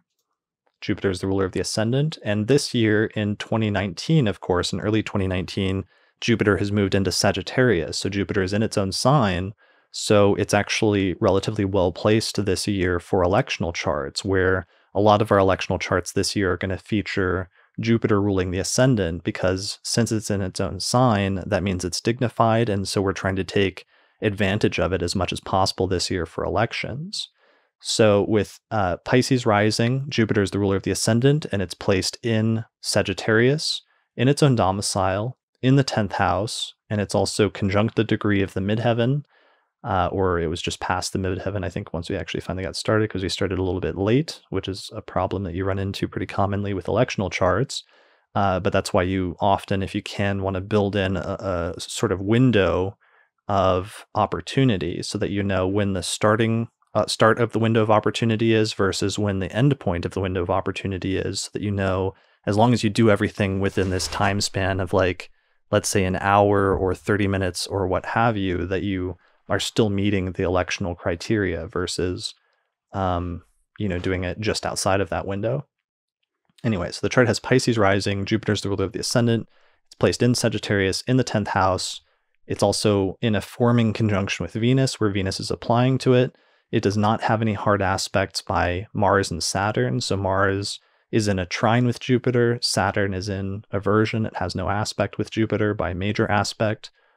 So it's a really excellently placed ruler of the ascendant. And that's why we shot for that electional chart and woke up earlier than we would have normally, even though we were up late working on this presentation last night. Right, exactly.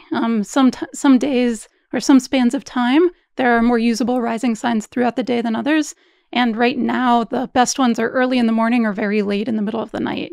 And so we chose to get up early for that one. Right. Early for at the crack of 7 o'clock. Yeah, for most people it's not early, but for us it is. All right.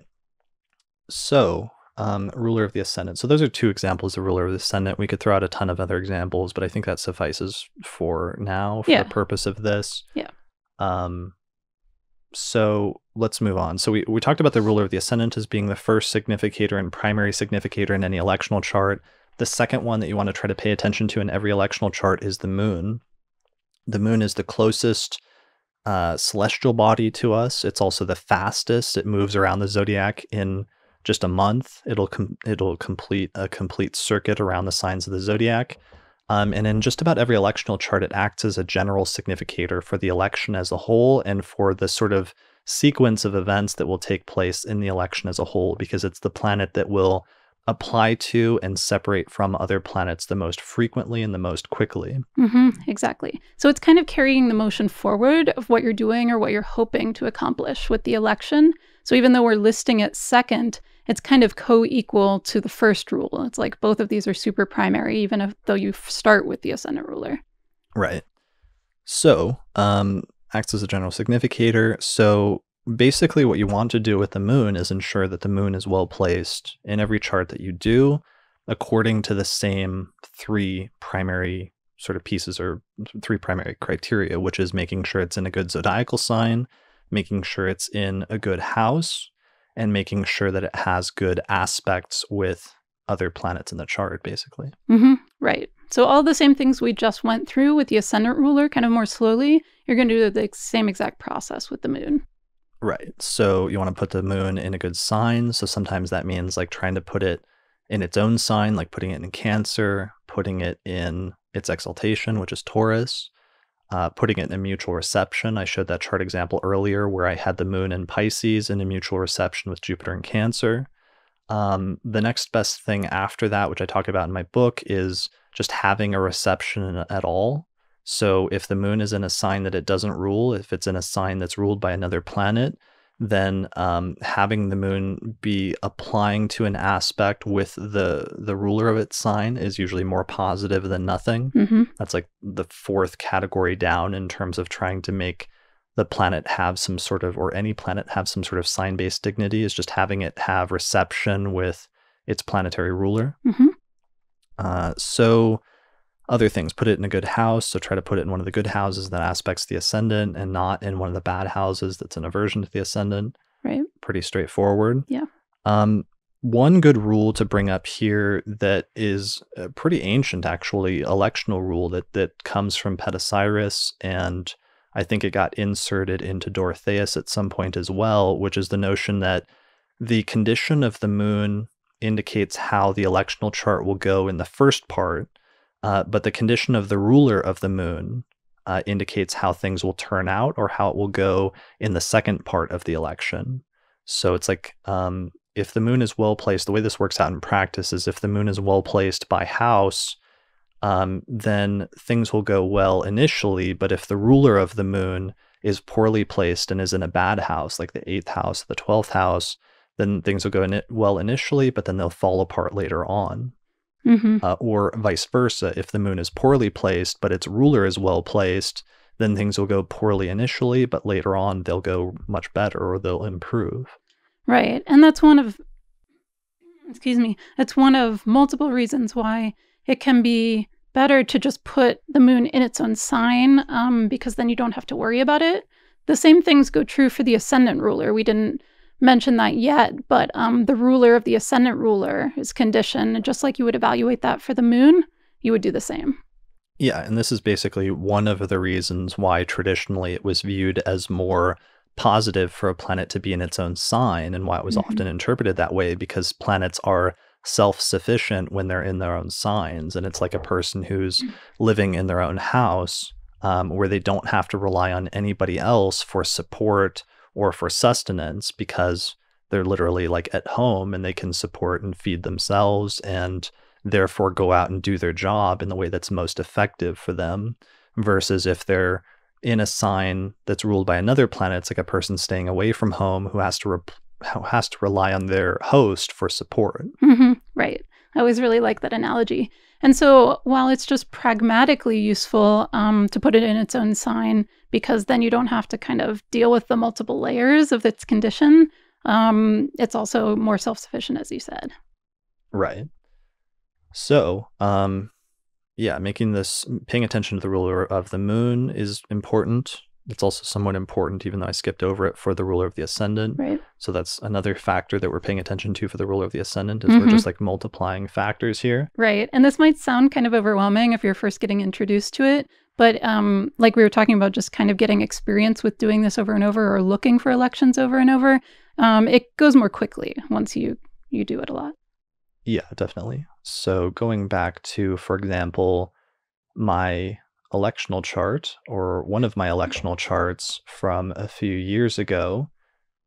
So here is the chart where I had Virgo rising and Gemini ruling the ascendant up in the 10th house. So the moon in this chart is in Pisces. It's in the middle of Pisces, and it's at 17 degrees of Pisces. It's in the 7th house, which is one of the good houses. It has no aspect to Mars, and it just has a trine to Saturn. And the moon at 17 Pisces is applying to a trine with Jupiter at 18 degrees of Cancer. So not only is it an applying positive aspect that's close in degree with a benefic planet, but it also is in a mutual reception with Jupiter, because the moon is in Pisces and Jupiter is in Cancer, so they're in each other's signs. Right. So this is one of my, a nice electional chart that I used several years ago, because not only does it have the ruler of the ascendant well placed, but the moon is also well placed. So it fits the two primary criteria that we're shooting for in each electional chart, which is to try to make it as best as we can so that the ruler of the ascendant and the moon are well placed by sign, by house, and by aspect. Right. And then if you went and looked at the ruler of the moon, which is what we were saying to do after that, Jupiter is exalted in Cancer, and so it's a really good ruler in that respect in terms of sign. It does have a square to Mars, but Jupiter is in the superior position. It's earlier in the order of signs, and so it has the upper hand over Mars.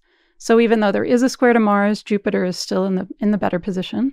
Right, and Jupiter is also in the 11th house. So it's in a good house. Right. So pretty good positioning there for both the ruler of the ascendant and the moon. As a hypothetical example, it's not completely hypothetical because I used it for other things. So let's look at, I've been giving like good examples, but let's give a bad example, or one that's more challenging. So here's a chart set for May 21st, 2014. So this is still the same period when Mercury was in Gemini, but here I've changed it so that instead of trying to take advantage of Mercury, instead I moved the ascendant into Sagittarius. So the ascendant then is ruled by Jupiter, And Jupiter is exalted in Cancer still. However, in this chart, it's in the 8th house. Mm-hmm. So it's in a good sign, but it's in the 8th house, which is really not that optimal in terms of house placement. So let's look at the other significator, which is the moon. So here in this chart, we have the moon no longer in Pisces. So it's no longer applying to Jupiter and no longer in that mutual reception with Jupiter, but now it's in Aries.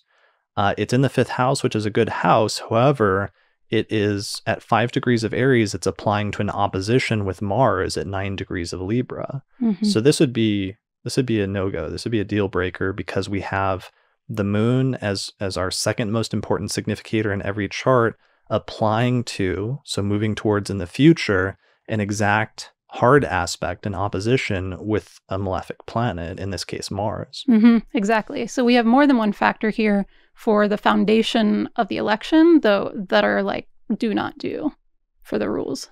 Right. Putting the ruler of the ascendant in a bad house and making it so that the moon, as a secondary significator or co-significator of the electional chart, is afflicted through applying to an opposition with Mars. Exactly. All right. So bad times. Right.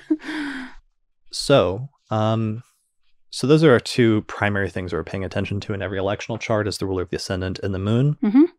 And those three criteria of sign placement, house placement, and aspect. Let's move on to a third thing to pay attention to, and a third piece of criteria in every electional chart, and this is angularity, and focusing on planets in angular houses as being more prominent in any electional chart. Right. That the 4 angular houses, which are the 1st house, the 4th house, the 7th house, and the 10th house, those are the 4 angular houses, and any planets that you put in those 4 houses are going to be more prominent in any electional chart that you create. And so therefore, you're going to want to tend to, one of the rules is you're going to want to tend to emphasize and make more prominent the positive planets or the benefic planets, and you're going to want to tend to make less prominent or to downplay or mitigate the more challenging planets, like the malefic planets, by not making them angular. Exactly. Because anything you put in the 1st, 4th, 7th, or 10th houses is just going to stand out that much more and have its energy emphasized for better or worse. Yeah, exactly. So it becomes a question of like, what do you want to emphasize, and how do you want to do that? So emphasis in this context comes through being angular, and so you want to be really careful. Then, once you get your ruler of the ascendant and your moon down, the next thing you want to pay attention to is by putting a certain rising sign, by putting the ascendant in a certain sign, what planets are you making angular? And initially here, we're going to start with just by whole sign house placement. Like ultimately, you want to pay attention to both angularity by whole sign house as well as by quadrant house. But we're going to focus and really emphasize initially the whole sign house placement, where if you have one sign rising, you know that you automatically have 3 other signs that suddenly become angular. Mm-hmm. And we're listing that third as just for the sake of like linear discussion, but in practice, once you decide what the 1st house is, you'll automatically notice, what's becoming angular if you make that decision. Right. So let's take a look at some example charts, some hypothetical charts, just to give you some examples. So let's say we have a chart where Leo is rising and Jupiter is anywhere in the sign of Leo. And so I'll describe the chart as a whole. Let's say we have a chart with Leo rising, Jupiter in Leo, Venus in Libra, Saturn in Aries, the Sun in Gemini, and Mars in Cancer. So in terms of angular whole sign houses, when you have Leo rising, that means the angular houses are Leo, Scorpio, Aquarius, and Taurus. And the only planet that is angular in this chart is going to be Jupiter, because Jupiter's in Leo and it's the only planet in a fixed sign, and therefore it's the only planet that's angular, right? Mm-hmm. Mm-hmm. So that would be positive. That would mean that we're emphasizing in this chart Jupiter because it's the only angular planet in the chart. Conversely, in terms of emphasis, so the level or the gradation is something like this, that the most prominent planets are angular planets. The second most prominent planets, or the next tier, is succedent planets, because succedent planets are rising up towards the angles. So it's another one of those situations where it's something that's coming up in the future, in the not too distant future, when a planet is in a succedent house. The succedent houses are the 2nd, 5th, 8th, and 11th. So that's the next most prominent. And then the least, or the third tier, the final tier of the least prominent houses are the cadent houses, because planets in cadent houses are falling away from the angles or moving away from them. And so cadent houses also to some extent represent things that are moving into the past rather than either being present, being prominent in the present, which is angular houses, or rising up in the future, which is succedent houses. Right. So in this case, in this hypothetical chart, you kind of have best case scenario in terms of what we're talking about right now, because Jupiter is the only angular planet, and it's very prominent in the first house, first whole sign house. And then with a Leo rising chart, with Saturn in Aries and Mars in Cancer, those are both in cadent houses in the 9th and the 12th houses. And so they're kind of tucked away in terms of prominence, which correspondingly means their energies are kind of like tucked away in terms of being not prominently expressed in whatever you're trying to elect at that time. Right. So Jupiter's prominent in this chart because it's angular, and the two malefics, Saturn and Mars, are not prominent because they're cadent in the 9th and 12th. Mm-hmm.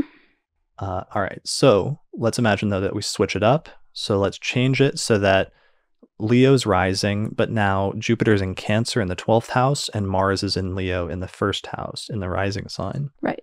So suddenly Mars is the most prominent planet in this chart because it's an angular planet, and this would be potentially a deal breaker because we want to generally try to avoid angular malefics in most electional charts that we're doing. Yeah, definitely. Yeah, this would be a deal breaker for me. So there's other criteria for that, which is Sect, which we'll get into in just a second, which is a significant enough mitigating factor where sometimes you can get away with doing angular malefics as long as the Sect is mitigating them. Mm-hmm. But if Sect is not mitigating them, so for example, if it's Mars in a day chart or Saturn in a night chart, that is a deal breaker in terms of making that malefic angular in that particular chart. Exactly. Yeah, that is the most important thing to avoid for sure. Right. In terms of our hierarchy of things to avoid. Mm-hmm. All right, let's look at another chart. Let's say we got another chart with Leo rising, and we have Venus in Scorpio in the 4th house, and Jupiter in Taurus in the 10th house, and the Sun in Gemini in the 11th house. And I've made an astronomically impossible chart because Venus has somehow broken free of yeah, I see that. the orbit of the Sun, and it is now 6 signs away, which is not possible unless we've had some sort of cataclysm in the solar system. Yeah, so basically this is like post-apocalyptic electional astrology, Right. where we exist somehow as like atoms in the universe floating out there, but we're still doing these elections. Venus is on her way out of the solar system. Right. All right, so let's hypothetically assume that that's possible. In this chart, we have Venus is angular in the 4th house, and Jupiter is angular in the 10th whole sign house in Taurus. And Mars and Saturn are cadent in Cancer, and Mars is in Cancer in the 12th, and Saturn is cadent in Capricorn in the 6th house. So this would be, again, another positive best case scenario where both of the benefics are angular and both of the malefics are cadent. So the benefics are more prominent in this chart and the malefics are less prominent. Mm-hmm. Let's switch it up one more time. And let's say we've got a chart where Leo is rising and we have Venus in Libra in the 3rd house, Jupiter in Cancer in the 12th house. Mars has moved to Taurus in the 10th house, and Saturn has moved to Aquarius in the 7th house. Right. So this would be something to avoid because Mars is very prominent in the 10th angular house. Saturn's also angular in the 7th house. And then you have the benefics tucked away in the 12th and 3rd houses. Right. So this would be worst case scenario because we have the malefics prominent and we have the benefics not prominent. Exactly. And to the extent that the malefics tend to indicate challenges, hardship, and difficulties, whereas the benefics tend to promote ease and success and good fortune, we're going to tend to want to emphasize the benefics as much as we can and to de-emphasize the malefics. Now, there are, caveats to that, and there are exceptions to that, and there's ways to make the malefics constructive and make them positive and make them so that we would use them in certain elections, either in the context of certain specific elections or even in elections in general, as long as they're well placed.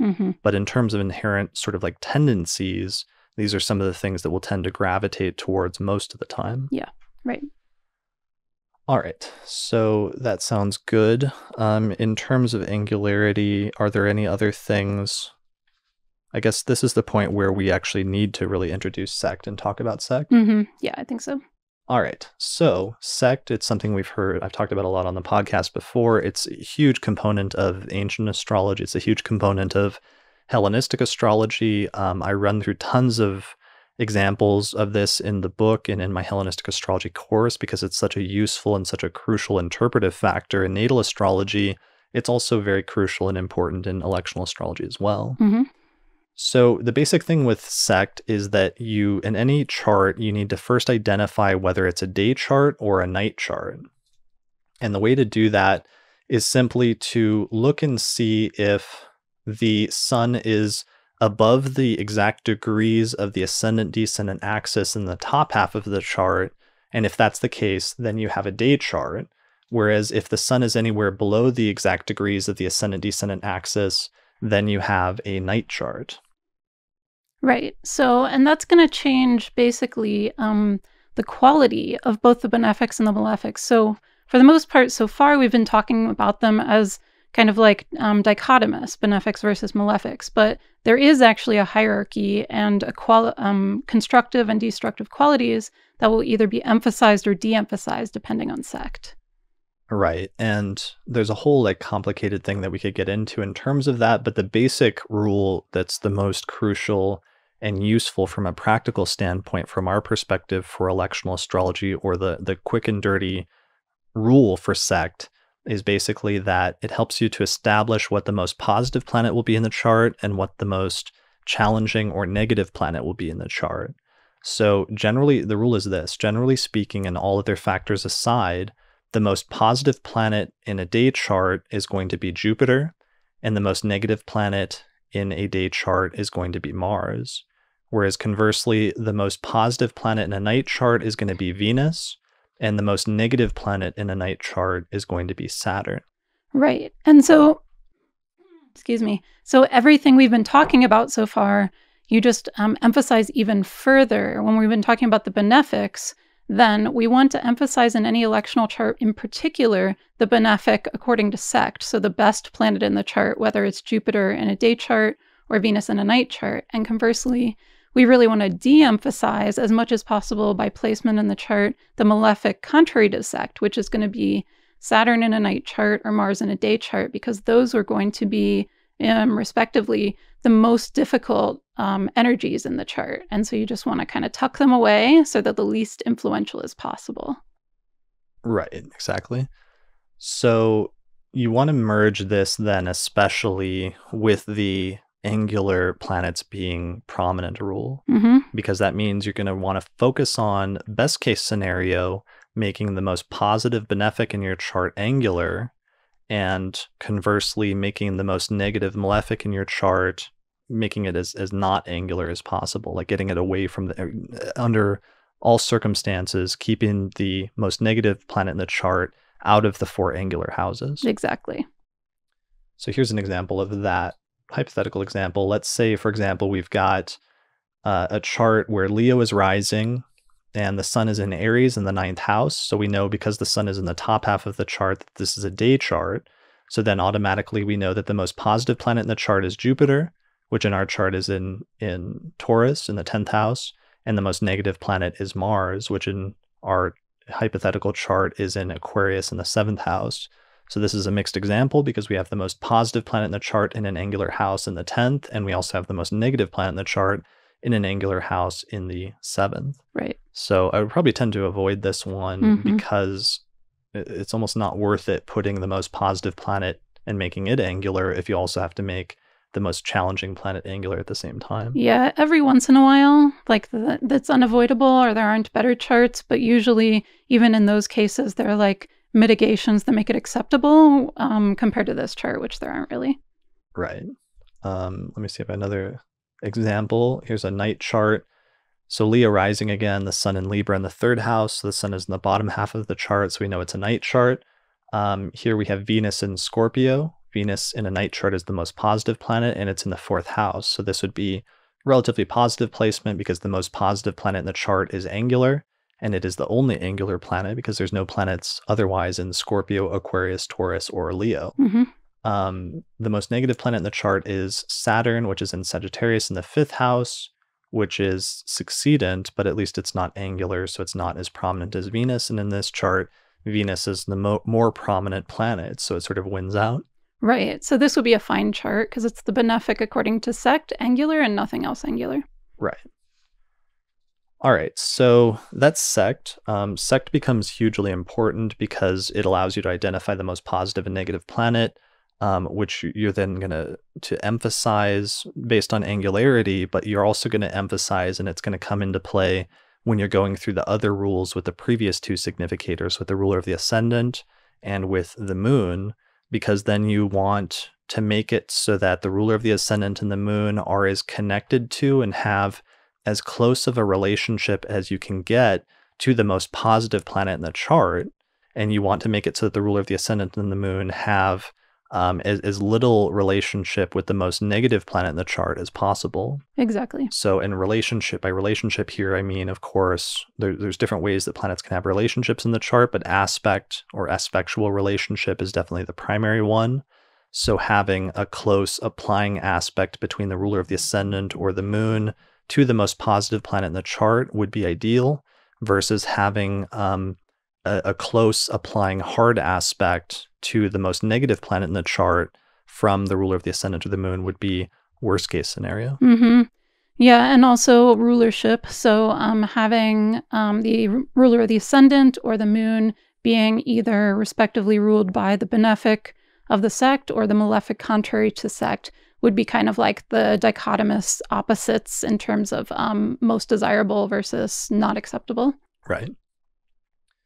So again, we're just tying those factors back in, and you're seeing how it's becoming more complicated, but also we're getting different rules and different factors that are helping us to prioritize like what's more important and what's less important. All right. Cool. So that's angularity. So we're focusing on whole sign houses here. However, I do want to mention that you want to use whole sign houses primarily, but then also secondarily pay attention to quadrant houses and pay attention to angularity according to quadrant houses as well, especially when in an electional chart, you really want to pay attention to when planets are getting very close to the exact degrees of the angles, like the exact degree of the ascendant or the exact degree of the midheaven, the exact degree of the meridian or MC, or the point opposite to that, which is the IC, or the point opposite to the ascendant, which is the degree of the descendant, that those become sensitive points that are very even more prominent than the angular whole sign house is.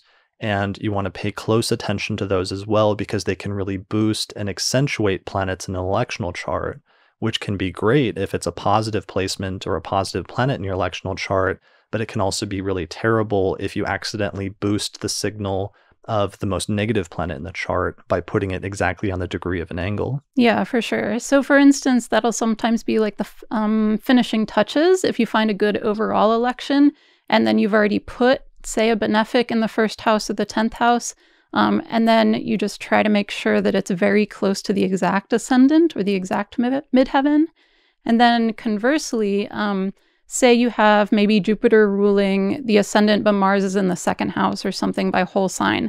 But if you put the degree of the ascendant very late in the first sign, the first whole sign, then sometimes Mars, if it's very early in the next sign, say, yeah, that's actually a good example of what you have up right there. So say Mars is in Aries in the 2nd house, but if you had very late Pisces rising, then Mars would start to get a little bit close to the ascendant. Maybe not today too badly since Mars is now at 10 degrees, but say Mars was like at 5 degrees, like some days back. You really could still have a Pisces rising chart, but Mars be getting like a little too unacceptably close to the ascendant degree itself. Right. So part of the distinction we're making here is between, it's a distinction that was kind of used a little bit in the Hellenistic tradition, where some of the astrologers seem to be distinguishing between almost using whole sign houses for topics, but using quadrant houses for prominence or for planetary activity, where they would say that a planet was krematistikos, which means like busy, when a planet was close to the degree of an angle using quadrant houses. So in this way, you can kind of use whole sign houses and quadrant houses together at the same time by partially just understanding what role or what function each of them is having in a chart, where the whole sign houses are primarily indicating topics and the quadrant houses are primarily indicating planetary activity. Now, there's some overlap actually between those two, and things are a little bit more mixed up than just making that distinction, but that's a useful tool as a starting point for figuring out how to reconcile those two approaches to house division. Definitely. Yeah. So basically do all the rules according to what we've said with whole sign houses, but then additionally pay close attention as you're developing the election to the specific degree-based angles. Right. So in our electional chart today, for example, we set it so that Pisces is rising, and we know then that as soon as Pisces is rising, Jupiter becomes the ruler of the Ascendant, and Jupiter is in the 10th whole sign house. So automatically we know that Jupiter is angular by whole sign house as the ruler of the Ascendant, and it's well placed by sign and by whole sign house and by aspect. But then we adjusted the time to make it so that Jupiter was also right on the degree of the midheaven, so that the degree of the MC was at 14 degrees of Sagittarius, and Jupiter itself was at 14 degrees of Sagittarius. So not only was it angular by sign, but it was also angular by degree. Mm-hmm. Right. That was our projected election. I don't know if we actually started then, but yeah, I mean, it was like a few minutes later. Yeah, but that's kind of what we were shooting for, is not just Jupiter ruling the Ascendant and placed in the 10th whole sign house, which is already the benefic of the sect ruling the first house, and well placed in the 10th house, and visible and angular, but also right on the degree of the midheaven, so even more prominent. Right. So it's different like layers of prominence where, the primary thing, initial starting point is always the sign-based approach, and then the secondary thing is always the degree-based approach. And that's true not just with the house division thing, but it's also true with aspects, where we've already seen it's like you're starting with the sign-based aspects, and then you're going to the degree-based aspects, and then finally the third tier is going to the applying versus separating degree-based aspects. Mm-hmm. You get sort of a similar thing with the house division. Mm-hmm. All right. So so that's important in terms of angularity. The other thing that we should point out here, or another thing that's important and useful to know with respect to the degrees of the angles, is that you should not only use them to fine-tune elections, but you can also use the degrees of angles to mitigate planets that are in a cadent or in a bad house. For sure. By making it so that the planet, if you have a planet where you can't avoid putting it in a bad house, one of the things you can do to help mitigate that placement is making it so that there's an aspect from the degree of that planet to the degree of one of the quadrant angles. Mm-hmm. And if you do that, that's actually a huge mitigating factor, so that most of the time, if you see a planet, not just in an electional chart, but also is true in a natal chart, and I talk about this in my book, that if you see a planet that's in a difficult or a bad house or a challenging house, but it seems to be functioning relatively constructively, oftentimes the reason is that there's a mitigating factor where the degree of one of the angles is closely aspecting the degree of that planet in the bad house. And that's what's sort of counteracting it and allowing it to function in a way that's more constructive than it would otherwise. Definitely. And I think it's really impressive when you see that working out in natal charts. You can kind of, understand using it in electional charts, because it can make a considerable difference. If a planet is like in the 6th house, 8th house, 12th house, but it's aspecting, say, the ascendant degree or the midheaven degree, right, it can make it a lot more effective. Yeah. Exactly. And it's also true for if you can't get a planet in a bad house to aspect the exact degree of the angle, like the exact degree of the MC, then you can also try to get it to aspect an angular planet within 3 degrees, like especially a planet that's angular in the 4th or 10th whole sign house. That can also be a significant mitigating factor if it's aspecting that planet, especially within 3 degrees. Mm-hmm. All right, so I don't know if I have any example charts of that, but I think that's relatively understandable, right? We use that pretty commonly in our elections each month, so it's Yeah. something you'll see us do pretty frequently because it's one of those rules that I found originally in, I think, the text of Paulus Alexandrinus from like the 4th or 5th century, but then I just kept seeing it come up over and over again in natal charts, and then eventually I kept seeing it come up over and over again in electional charts as a really useful mitigating factor, so that it's become sort of like a standby at this point. Yeah. All right, so that's angularity. That's like our third rule. Our fourth rule is the general significator. Yeah, and in some charts, it's more obvious than some charts have a more obvious general significator than others. For instance, for weddings, I do always pay attention to Venus and trying to make sure that Venus as the general significator of like love, relationships, kind of unity, things like that, making sure that the condition is at least decent and if possible, great. Because, you know, the ascendant ruler, while it's kind of like the primary piece of the electional chart, the general significator still has something to say about the general topic you're talking about in the chart. Right. So a general significator is just like the planet that signifies, generally speaking, the thing that you're initiating. So Venus, for example, for a wedding or for a relationship, Mercury for communication. I'm trying to think of some other examples. If you want to start a war, then like Mars would be your general significator. Yeah. But I mean, typically I would say I've done the most with Venus and Mercury. Like Mercury being like, I don't know, people like writing books or submitting things for publication. You haven't done a lot of war charts? I haven't. Okay. Not so far. All right. Yeah. So general significator, and this is one of the other rules that comes up in electional charts, you do run into an issue where it's, you know, we're starting to get to a lot of factors at this point. I think we can all agree. And in terms of ranking them, I often personally, I know there's different astrologers that have different opinions and everybody disagrees.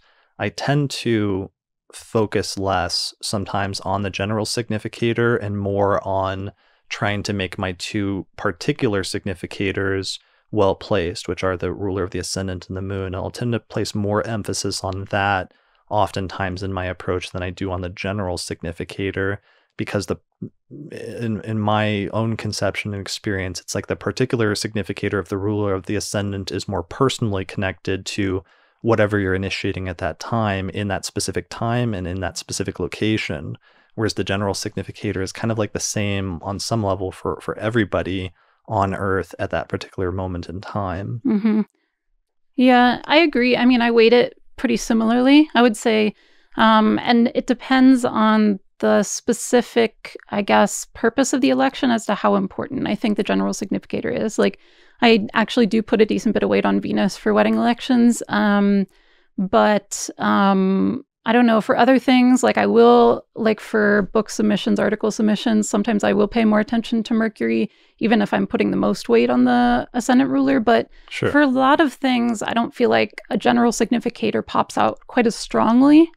Yeah. Right. Or like avoiding a Mercury retrograde period if you're trying to do something with like communication or travel. Right.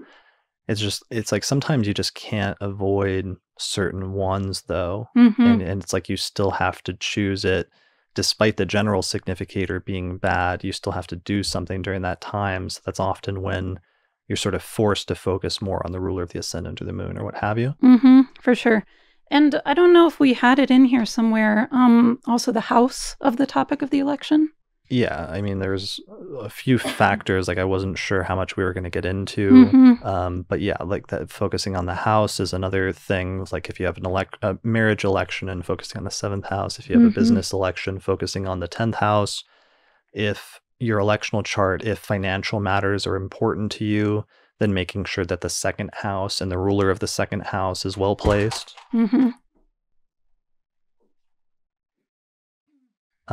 So the 2nd house and the ruler of the 2nd house is well placed. If you're starting something where groups or friendships are important to you, making sure that the 11th house and the ruler of the 11th house are well placed, and so on and so forth. Right. Yeah. Are there any other things about that? No, I don't think so. I mean, basically, we're going to be spending the most time looking at everything we've talked about so far. the ascendant ruler, the moon, and so forth. And then secondarily, checking the house of the topic that it's most related to and making sure that house is at least decent to positive. Yeah, and that becomes important in terms of like getting a chart that matches the thing that you're trying to initiate and at least doesn't like undermine an area that's important. And so that's one of the reasons why at the very start of everything, establishing what's really important for this election, it can be kind of crucial. Right. Because you do have to put the malefics somewhere, like we were talking about earlier, and so forth. So you just, while it can't be a perfect election, you don't want to put those right in the spot that signifies the actual topic you're talking about, even if otherwise our approach is a good positive overall chart rather than just matching the topic entirely from the chart. Right. Or even just some area that is crucial to what the person wants to accomplish, and knowing that that area is crucial to the election. Right. Is important. Yeah. Yeah.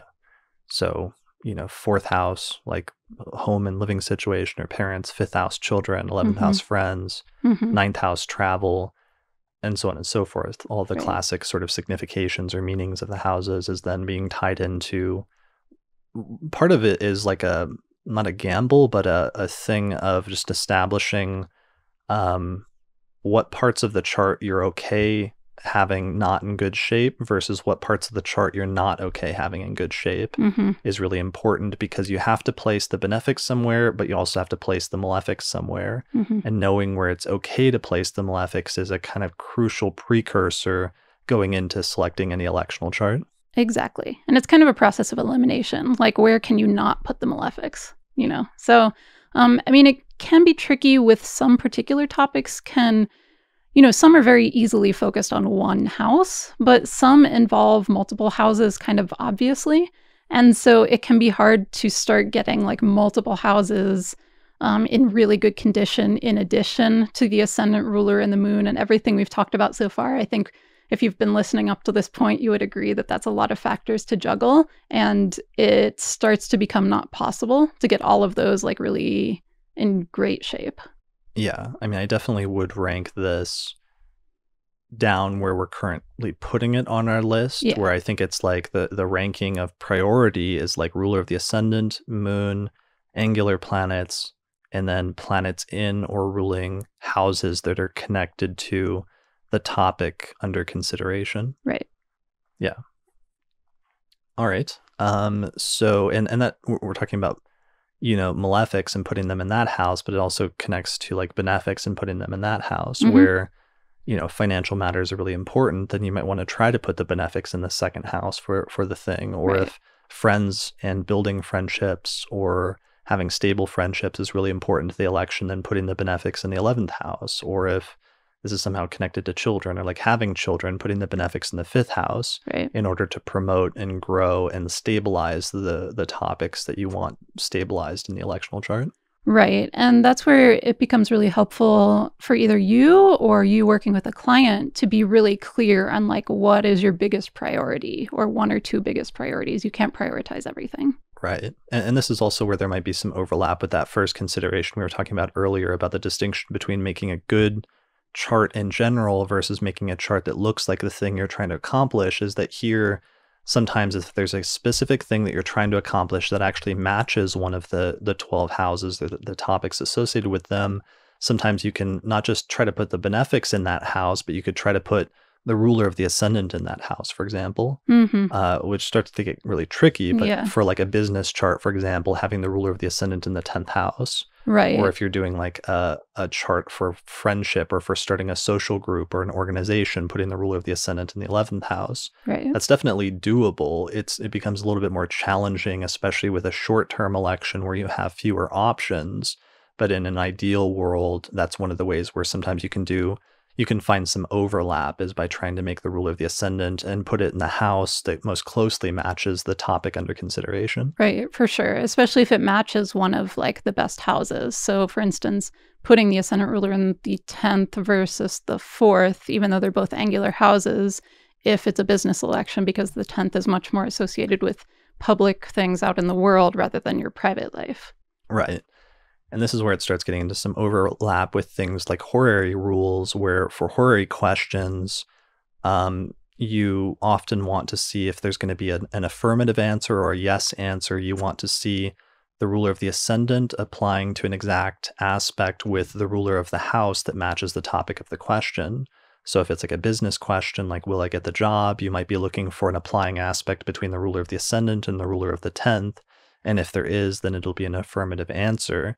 And in some instances in electional charts, if you're really trying to match up the electional chart with the topic under consideration, that's another factor you can try to aim for, is like an applying aspect between the ruler of the ascendant, which represents the person initiating the action, and the ruler of the house in question, which represents the thing that they're trying to accomplish. Mm-hmm.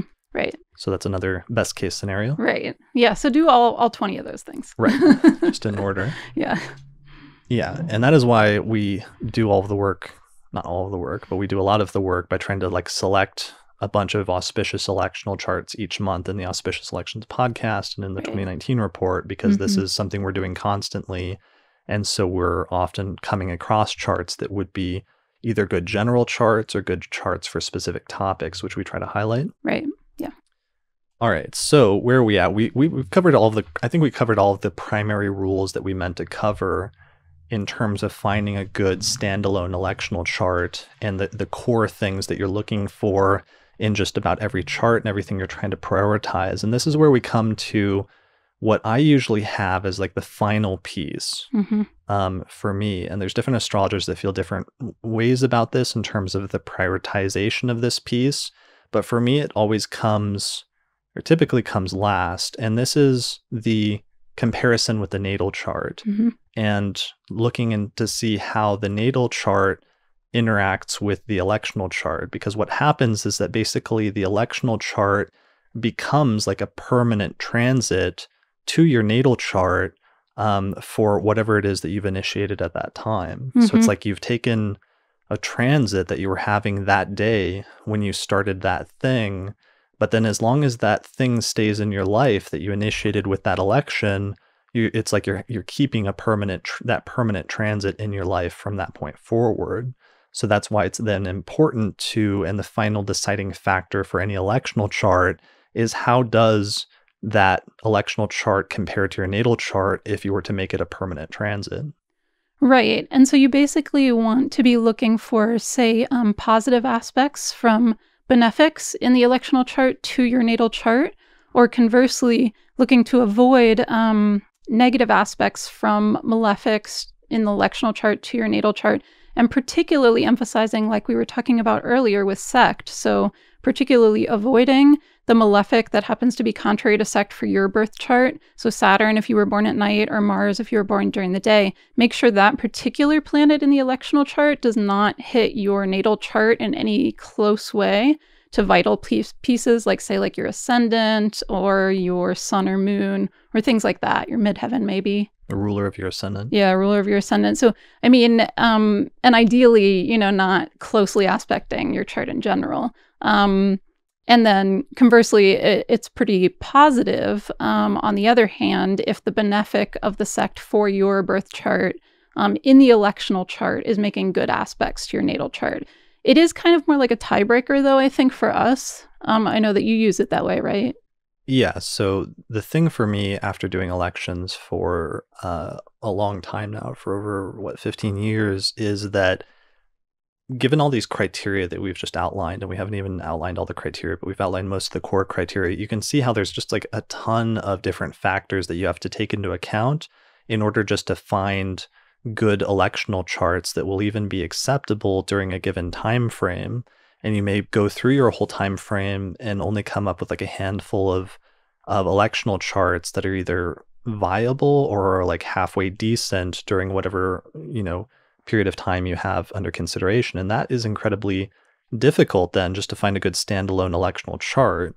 So as a result of that, as a matter of practicality, I usually will look at the given time frame that I have under consideration to work with, find the best electional charts that I can find during that entire time frame, and maybe come up with a list of, let's say, like 5 electional charts or 10 electional charts or something like that, And then at the end of that process, I will then use the natal chart as a tiebreaker, as a tiebreaker to narrow down the best election by then finding the electional chart out of that 5 or 10 possible electional charts. I'll find the one that matches the natal chart the best at that point, that where the transits to the natal chart are the best on that day, as the final deciding factor at that point, because that's easier for me. The other way you could do it is to start from the natal chart and identify what time frames are going to have the best overall transits or time lord periods for the natal chart during some time frame, and then try to find an electional chart within that. And there's different astrologers that do prefer that approach. I just personally find that approach a little bit more unwieldy and difficult to deal with compared to finding the best electional charts. Because if you start from the electional chart perspective, I feel like you're able to find the best standalone elections, which will help to ensure that the venture itself will be successful and will do the best as a sort of like standalone thing. Then you tie that into the natal chart. Whereas if you go from the natal chart perspective, you're not necessarily going to find the best elections per se. You might find periods that are almost better for the person in terms of the transits, but you're going to end up, typically speaking, with less great electional charts. Definitely. I do it the same way, and it's just a matter of prioritization. I mean, I've seen people try to do the transits first, but then say they're having like a great Jupiter or Venus transit to their ascendant or something, but maybe their ascendant is in a sign that doesn't particularly make Jupiter or Venus in good condition.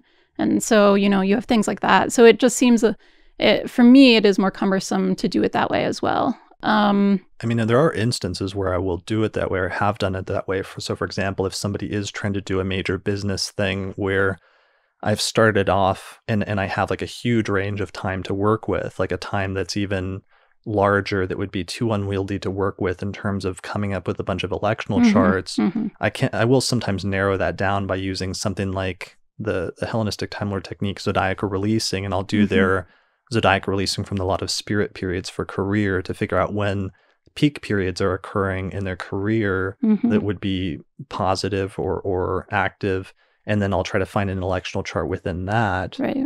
It's just that usually the time frames that are given to you for elections by clients tend to be more narrow than that. So that it's more a matter of just trying to find the best electional charts within that time frame is the most difficult thing. So that's why you usually want to get that out of the way first. For sure. And you can kind of see if you watch transits in general over time, you can kind of see times where, I run into this with just the monthly elections that we do, where you can see transits that would be really positive, but they're coinciding with like other transits that are really not positive. And so you can see that while that would be like a nice transient positive experience in some way for someone, if it's hitting your chart closely, you wouldn't necessarily want to cement the entire chart into an election because you'll automatically cement both. And sometimes like there's a challenging aspect or placement or something that's like counteracting it too badly to really make the transit worthwhile to cement it. Right.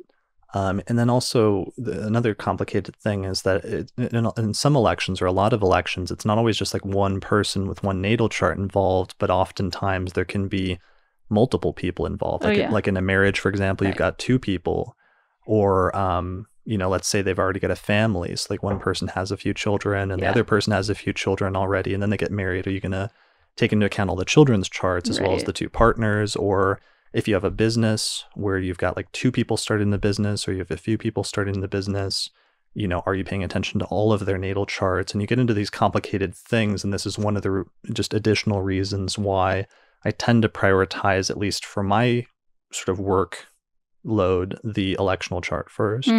Yeah, it can start to get too crazy, as I think, is obvious as we're talking about this. So, I think it's important to note, though, as we've mentioned, that, no one ignores the natal chart, because you hear some occasionally like arguments about that, like whether you're, ignoring the natal chart by, by doing the standalone electional chart first. And so I think it's important to note that like no one, I don't think, who does an electional like ignores the natal chart completely. It's just a matter of how much you weight it. Yeah, well, it's just a matter of weight, but also just sequence. Like Yeah, we're just weight doing and sequence. the Yeah. natal chart at the end of the sequence for Right. us makes more sense versus somebody else might want to start it at the beginning. But that doesn't Yeah. mean that we're not paying attention to the natal chart, which I've heard is like a mistaken sort of criticism of the putting out the elections every month. Yeah, exactly. That somebody made at one point. Right. And that's kind of why I was trying to note that, because sometimes you don't see what's going on behind the scenes. You just see like the sort of cliffs notes of like, oh, there's elections out there that are freestanding and they're not attached to a natal chart. So just Right. important to kind of mention the entire process, even if we're not doing that all publicly. Yeah, or just people making stupid criticism. Sure.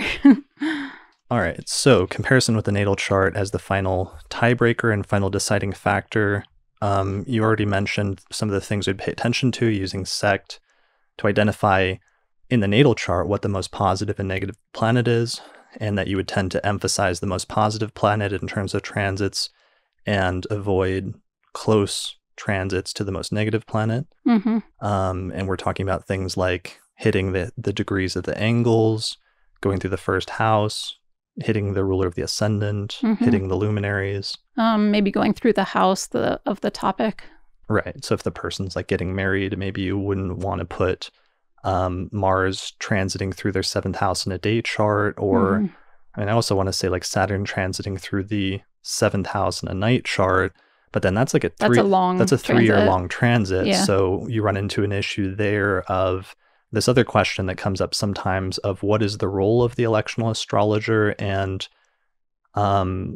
is it your business to like how much should you try and influence or change the client's mind versus how much is it your job to just find the best chart given what you have available? Mhm. And I often tend to, there's astrologers that have different opinions on that. I tend to side on the side of just you've been given a time frame and you need to find the best out of what you can in that time frame. And it's not your job otherwise to like, I don't know, change the person's mind or say that they can't do that or say that this is going to be terrible or something like that. You're just trying to mitigate it and alter things enough slightly to give them a better chance or to put them on a better trajectory than they would have if there was no interference whatsoever. Definitely. Yeah, I feel the same way. I mean, I don't feel like it's the electional astrologer's role, particularly if you're not also seeing them as like for consultations for their natal chart, because sometimes people come for both, but much more often it's one or the other. And so, if someone who is like not trying to talk to you about their natal chart or whether they should or should not do something, typically when people come for elections, they've already decided to do something. And so they just want to know when is the best time to do that thing. So usually it's like not really your role to be, I don't think anyway, to be like, I don't know if you should marry that person, that feels like interfering too much. You're just kind of trying to help them as much as possible. Yeah. Yeah. Well, and I have heard astrologers do that, and I feel like that is overstepping. I don't hear a lot of astrologers do that, but I've heard of an astrologer who did elections who did that. And I feel like that is overstepping the boundaries of the astrologer, what's appropriate versus not appropriate. And I do think for the most part, the role of the electional astrologer is just to help as much as you can within the boundaries of what's available to you. And you're not going to be able to completely change everything, or you're not going to be able to help them avert everything, Mm-hmm. but you're just trying to help them to A, maximize their potential, and B, and maximize the positive things, and to B, mitigate the challenging or the negative things. Right. And I think that does come back to setting clear expectations again to make sure that, anyone you're doing an election for understands that you can't necessarily make whatever it is go perfectly for them, Mhm. and that they still have their natal chart, playing out and things like that, but that you're just trying to help give it a boost. Because sometimes you could do an election, and I think this has happened to me once or twice, where you're doing an election for something that, you can make it as good as possible, but maybe that topic in their chart is just challenging, Yeah, I mean, maybe the topic of relationships is challenging. Maybe the topic of finances is challenging. Maybe Mm-hmm. topic of children is challenging, like even having or conceiving children. Mm. And there's different levels of that even in a natal chart. There's Right. like worst case scenario of just like repeatedly in the chart, it just says this is not happening and there's no mitigations and it's very hard to get around that, versus there can be some charts where it shows an area of challenge and difficulty, but it's like an area of surmountable challenges so that with great effort, the person is able to overcome it and eventually achieve success or achieve what they want in that area of their life. And that can be an instance where electional astrology can be helpful or can be part of that process. Right. But yeah, it really varies. Yeah, or if you have some sort of timing thing going on that's like a long timing thing that you're not going to wait 10 years for or something. Right. Yeah. Yeah, definitely. All right, so other natal stuff. I mean, there's other stuff that has to do with like Time Lords, like what is the annual profected, like the ruler of the year, what are the person's zodiac releasing periods and other things like that. But I think that's all outside of the scope of this. Yeah, they're things that we might look at along with these 30 other things now. In terms of the natal chart and in terms of like what's active in that person's chart and what factors you might take into account once you start bringing the natal chart into play. Exactly. Okay. Are there any other major things that we needed to mention in terms of the natal chart before we wrap that up? Not that I can think of. Okay. Well, we're only at 2 hours and 40 minutes. So. Oh, geez. Okay. All right. So normally at this point, we were going to transition into philosophical views about the difference elections can make, but we've kind of already covered a lot of that in terms of giving you an edge, not fully being able to change your fate, but helping in some small ways. We were kind of just reiterating some of that. Sometimes... Yeah, and then just that sometimes it helps just knowing what the outcome will be when you initiate the action, even if you're not able to completely change. And I think that's one of the most interesting things to me about reading some of the Hellenistic electional stuff is the term election just means choice. Like when we elect like a president or something, it's we choose that candidate over another. And that's what election means, is just choice. And originally in the Hellenistic tradition, that term became more common in the medieval period when astrologers came to talk about elections. But initially in the Hellenistic tradition, they would just talk about inceptions, and both electional and inceptional astrology fell under the same umbrella. And it's really interesting that a lot of the rules in the Hellenistic tradition are almost geared not always just towards like picking a favorable outcome, but just knowing that when you make a choice to start something at this time, these are going to be the likely outcomes of that choice. And that becomes like part of the interesting mystique of inceptional and electional astrology, is sometimes not always trying to control the outcome, but just starting to become more aware of the ramifications of making decisions and making choices and initiating things at specific moments in time, and starting to learn how to anticipate through astrology what the results of your action will be, depending on when you're starting it. Definitely. I mean, I think it's actually a lot more interesting to learn electional just to kind of watch astrology in action kind of in a more complex way. Whether or not you use it for a lot of like specific elections, you can kind of start watching the principles play out all of the time. Yeah, definitely. Just by, again, casting charts for when you start initiating things, for when important things happen, for when you meet people, for when you, start a relationship or a job or what have you, and just starting to learn from looking at those charts and seeing what the outcome or what the result is based on that chart. Right. Or just paying attention to the rising sign throughout the day, as you mentioned early on during the podcast, and just watching what that means for the entire chart and how things go that you do, even incidental things during those times. Right. Or watching when planets hit angles, like the degree of the ascendant or midheaven or descendant or IC, and like seeing sometimes the meaning of that planet becoming really prominent at that point during your day. Yeah, definitely. Yeah. All right. So we got some questions from some people on Twitter last night when I said we were going to record this episode. And so I was like, let me know if you have any questions. Let's like run through and bang out a few of those questions really quickly to see if there's any that we haven't already answered just incidentally during the course of this, and then we'll wrap this up. All right. All right. So Alan Salmi at Astro Aspects on Twitter says, for elections, how do you prioritize the power of electing by planetary hour, upcoming lunar aspect, or finding an electional chart in tune with your natal? And I think we've addressed that a lot in terms of what we do, which is the standalone chart, which is more of the principles of the ascendant ruler, the upcoming lunar aspects, and all of those are the other pieces. And then natal. I don't think you use planetary hours, do you? Yeah, I mean, planetary hours is something, and this is one of those ones that's a little bit more like up for different practitioners emphasizing different things. I don't really emphasize planetary day or hour rulers much in my practice, partially because I was always a little bit skeptical about the astronomical connection of how did that start, of like what day did that start on, and how do we know that that has any sort of astronomical rather than just purely, I don't know, numerological or symbolic connection with reality. But I know there's other practitioners that do electional astrology, especially that also do the crossover with planetary magic, like Austin Coppock, for example, that do put a lot of emphasis on planetary day and planetary hour rulers. So that's something I will leave up to other people. But for us, we would certainly say upcoming lunar aspect would be first, and then finding the electional chart and tune with your natal would be second. Right. Next one. At Witch Doctor Alex says, for starting a business, do we plan based on a good placement for the 2nd and 8th? So yeah, for a business, if you want it to be good for financial matters, you would probably focus on the 2nd as being well situated. The 8th would be more if it was like a business partnership of you with another person, or if the business involved other people's money in some way, in a really significant way. Right. I think that gets into like the issue of like trying to get multiple houses all be good at once. Yeah, and how tricky that becomes just when your starting point is still always, even for a business, is still the ruler of the ascendant and the moon. Right. And then after that, do what you can with the other houses. Exactly. All right.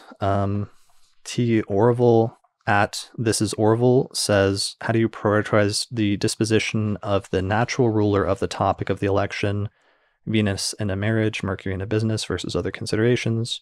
Do you do synastry of the election and the person using it? So we covered both of those. Maybe just, okay. We did. Antares at Astral_Tor says, I'm new to this topic, but what are some of the key differences between horary astrology and electional astrology, if any? Well, so horary is basically, you're using a lot of the same principles, but horary is asking a specific question and then casting a chart for when the astrologer received and understood that question to answer that specific question, versus electional, as we've been talking about, is choosing a chart proactively to make it go as well as possible. So it's kind of coming at it at different ends in terms of the timeline. Yeah, and the sort of historical connection with them is weird, because originally the early tradition, like in Dorotheus, it's almost largely just electional, and then eventually horary develops by the medieval period, and then in the 8th century we see the first full surviving works on horary astrology don't show up until like the late 8th and early 9th century, with authors like Salah bin Bishr and Masha Allah. And we can see that they were taking some of Dorotheus's rules for elections and started applying them to questions as they were starting to develop the branch of horary. But then as the centuries went on, horary sort of started to develop its own methodology that was focused much more on this dynamic, looking at horary charts and focusing on applying versus separating aspects. Whereas the earlier electional tradition had been much more about static placements, like what planets are angular, what is the ruler of the ascendant doing, or what is the moon doing, and what are they applying to, but not necessarily focused on looking at their perfection with a specific house per se, which became much more of the focus in horary astrology. And in later traditions, horary and electional started having much more overlap, and the rules became much more interchangeable, especially by the time of the Renaissance tradition. But you see some interesting differences with them earlier on.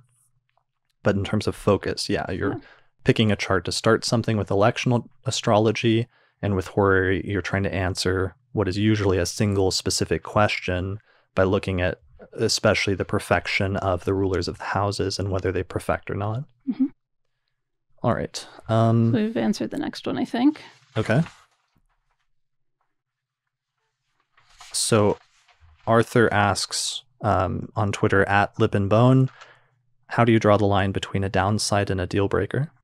Yeah, and I think we've addressed that a little bit. So basically all the major foundational pieces we've talked about have to be at least decent to good in order for you to like want to use it deliberately as an election. And so some of the deal breakers we'd mentioned were, for instance, like putting the malefic contrary to sect, like in an angular house or something like that. A downside, I'm trying to think of like a downside that's not a deal breaker, like maybe like the next, I've occasionally used like the next applying aspect is like a trine to a malefic, but then it like quickly goes on to like a really good aspect with a benefic or something. Yeah, I mean, it's hard. Most of the deal breakers, though, involve the most negative planet in the chart and just different ways of that being prominent, like Right. putting the most negative planet in the chart in an angular house for us is a deal breaker, whereas putting the malefic that is not the most negative planet according to Sect in an angular house would not necessarily be a deal breaker. It wouldn't be ideal, but so the malefic that is of the Sect in favor, so that would be Saturn in a day chart or Mars in a night chart, tend to be much more constructive and much less negative. Mm-hmm. And as a result of that, because those planets are more constructive based on Sect, we would be more willing to entertain having one of those planets be angular or in one of the angular houses and prominent because they're not as problematic. Whereas if the malefic is contrary to the Sect and is the most negative planet in the chart, then that's going to be much more difficult to deal with and much more difficult as an ongoing thing in the electional chart. So that becomes more of a deal breaker. For sure. So most of the things like that are like that, things that have to deal with the most negative planet in the chart, and whether it is actually the most negative planet in the chart or whether it's mitigated significantly in some way. Mm-hmm. So, Sect can be a mitigation, reception is a mitigation, configuration, if a planet's in a bad house, being configured to the degree of the MC is a mitigation that can make that okay. Mm-hmm. I did an episode with Michael Ofek at one point on the Astrology Podcast. I'm not sure what episode it was, but it's on like mitigations in traditional astrology. So go back and search for that episode on the podcast website and you'll see a great discussion of different mitigations. Mm-hmm. Did you want to do just one or two more quick ones? Do you know which ones? Well, I think there's the next one. Yeah. Yeah. So at Old School Astro says, what's your view on electing for someone who doesn't know their birth time?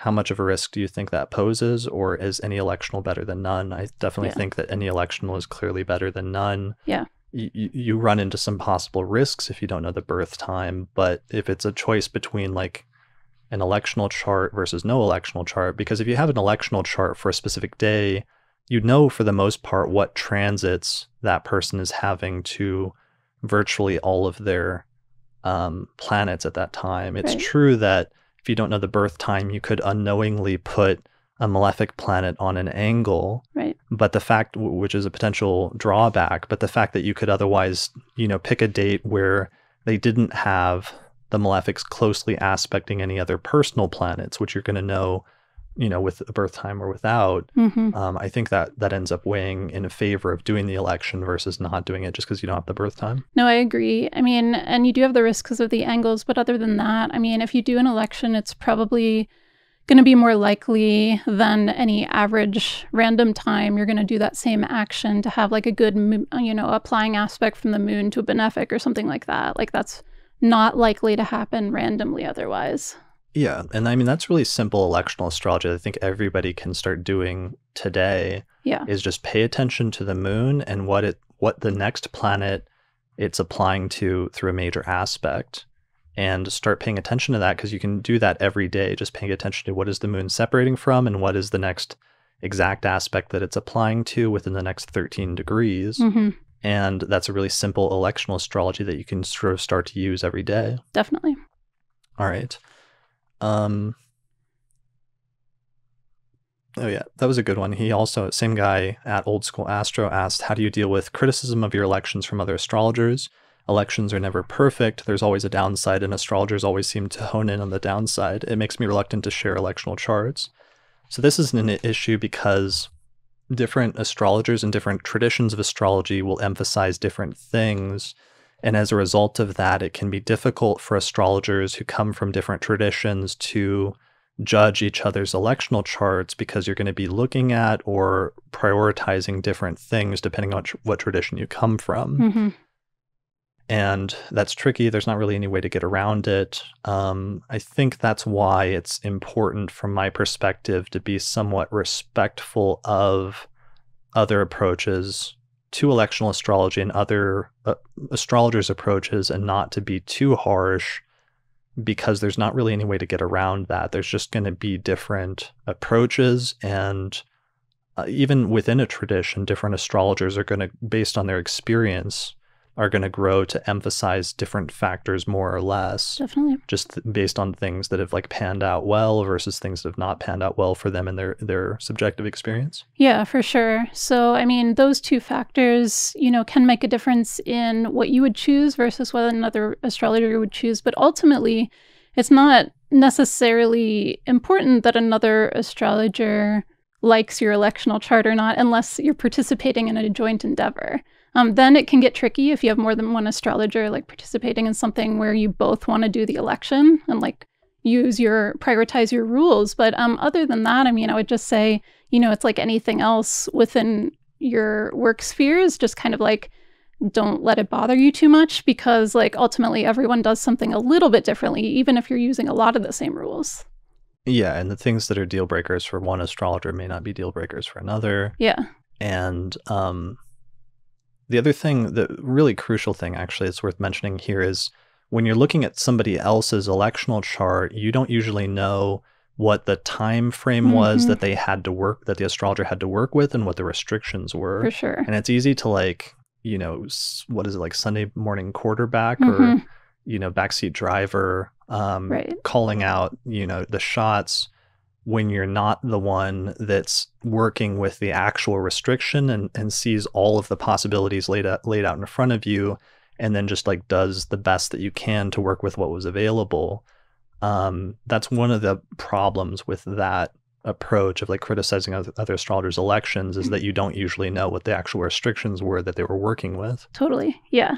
So you as the astrologer kind of have to, it's just like on you to rein that in on yourself when looking at other elections. You can't really control someone doing that or not doing that for you, but everyone should just know that there's always restrictions, and so to keep that in mind, because that's what you're working with when you're doing elections for yourself or for clients, and so that's what everyone's working with, and it's easy to see the downsides immediately when you're not going through all of the possibilities yourself. Yeah. I mean, I think the more healthy and constructive approach is just to look at different astrologers' elections and just see what they were going for and just say, oh, okay, I see based on this approach that you were probably going for this. Exactly. And this is the thing that you were emphasizing, or like, that's interesting that you chose to emphasize this, whereas I might have emphasized this other thing, or I might have put this planet more close to an angle versus this other planet that you chose to. But I would instead of using it as a focus of critique, just use it as like an educational moment to see how different astrologers focus on different things and if there's anything you can gain or learn from that. And I think the astrologers that spend a lot of time, too much time, like criticizing other astrologers' approaches are not typically ones to be envied in the first place. Sure. So I wouldn't worry too much about them if you're the subject of that criticism. Right. All right. I think we've honestly addressed a lot of the rest of these here. Yeah, I mean, Matthew Williams asked, with whole sign houses, how do the angles come into play? We've definitely we've talked about that just in terms of you're starting with the whole sign as the basis, but then you're adjusting the time especially. So many of our elections are focused on the rising sign, and that's actually worth mentioning as a really crucial piece, that typically for us, the entire time window, even though we'll give a specific time for our elections, like in the electional time that we focus on each month, where we'll give a specific time, like on Tuesday, the 28th at exactly 4:59 p.m., we'll say this is the best electional chart. Really, the time window oftentimes will open as soon as the ascendant moves into that rising sign, right. And the time window will close an hour or two later as soon as the ascendant leaves that rising sign. But the most optimal moment within that rising sign is the specific time we gave, usually because we'll then adjust the time so that the degree of an angle is doing something specific, like conjoining a planet or aspecting a planet. Exactly. Right. Yeah. But generally, much of the rising sign, if not all of the rising sign, is usable because that's the main starting point for what we were going for. Right. The only exceptions to that is sometimes if there's an applying aspect by like a swift moving planet that completes, or if a planet changes signs or something within that time frame, that could be more sensitive to a time change within that rising sign, and you want to pay attention to that, but that's not that frequent. Right. Okay. Can you have a good election with a malefic-ruled house in the first? And this, I should mention, so this is by @Jack E. who was actually the designer and illustrator of the background for the planetary alignments calendar this year. Yeah, and I think that's what we were going for when we were talking more vaguely earlier about that you can make, like, say, the malefic of the sect, that's the more constructive malefic rather than the more destructive malefic, ruling the ascendant in certain instances if it's really well placed by sign, if it's being helped by the benefics, if it has something like mutual reception or something like that. So there are ways to make it like acceptable as the ascendant ruler. I don't often make the malefics the ascendant ruler, but once in a while I've used like Saturn in a day chart if it's in its own sign or things like that. Yeah, or, I mean, you can absolutely use the malefic as the ascendant. Malefic as an ascendant ruler. You just have to make sure it's well placed. Yeah, and that it's the appropriate malefic, not the malefic contrary to sect. Yeah, so you want to make sure it's well placed by sect and by sign and by house. And if you can do those three, and ideally also by aspect, but if you can do those three things, then it's fine to use the malefic. And there's many great elections that do. Mm-hmm. And we found some later this year, for example, in our electional report, where we make Saturn the ruler of the ascendant.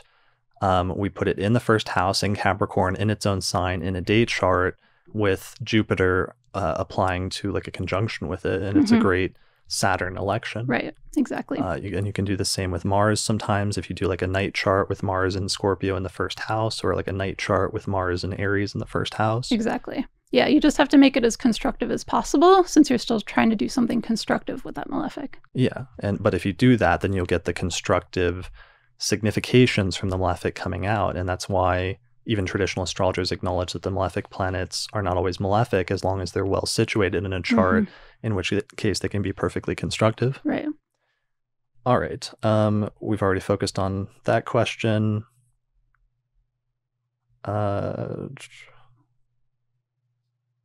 Yeah, I think we focused on just about everything that, for the most part, we needed to focus on.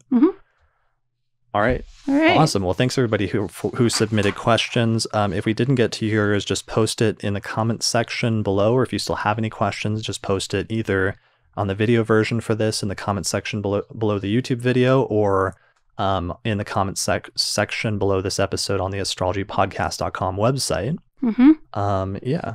So to receive any elections that we've already selected, if you don't want to go through this whole process yourself, we do have the 2019 year ahead forecast report that we put together for the first time this year that highlights like the best election every single month for the rest of the calendar year.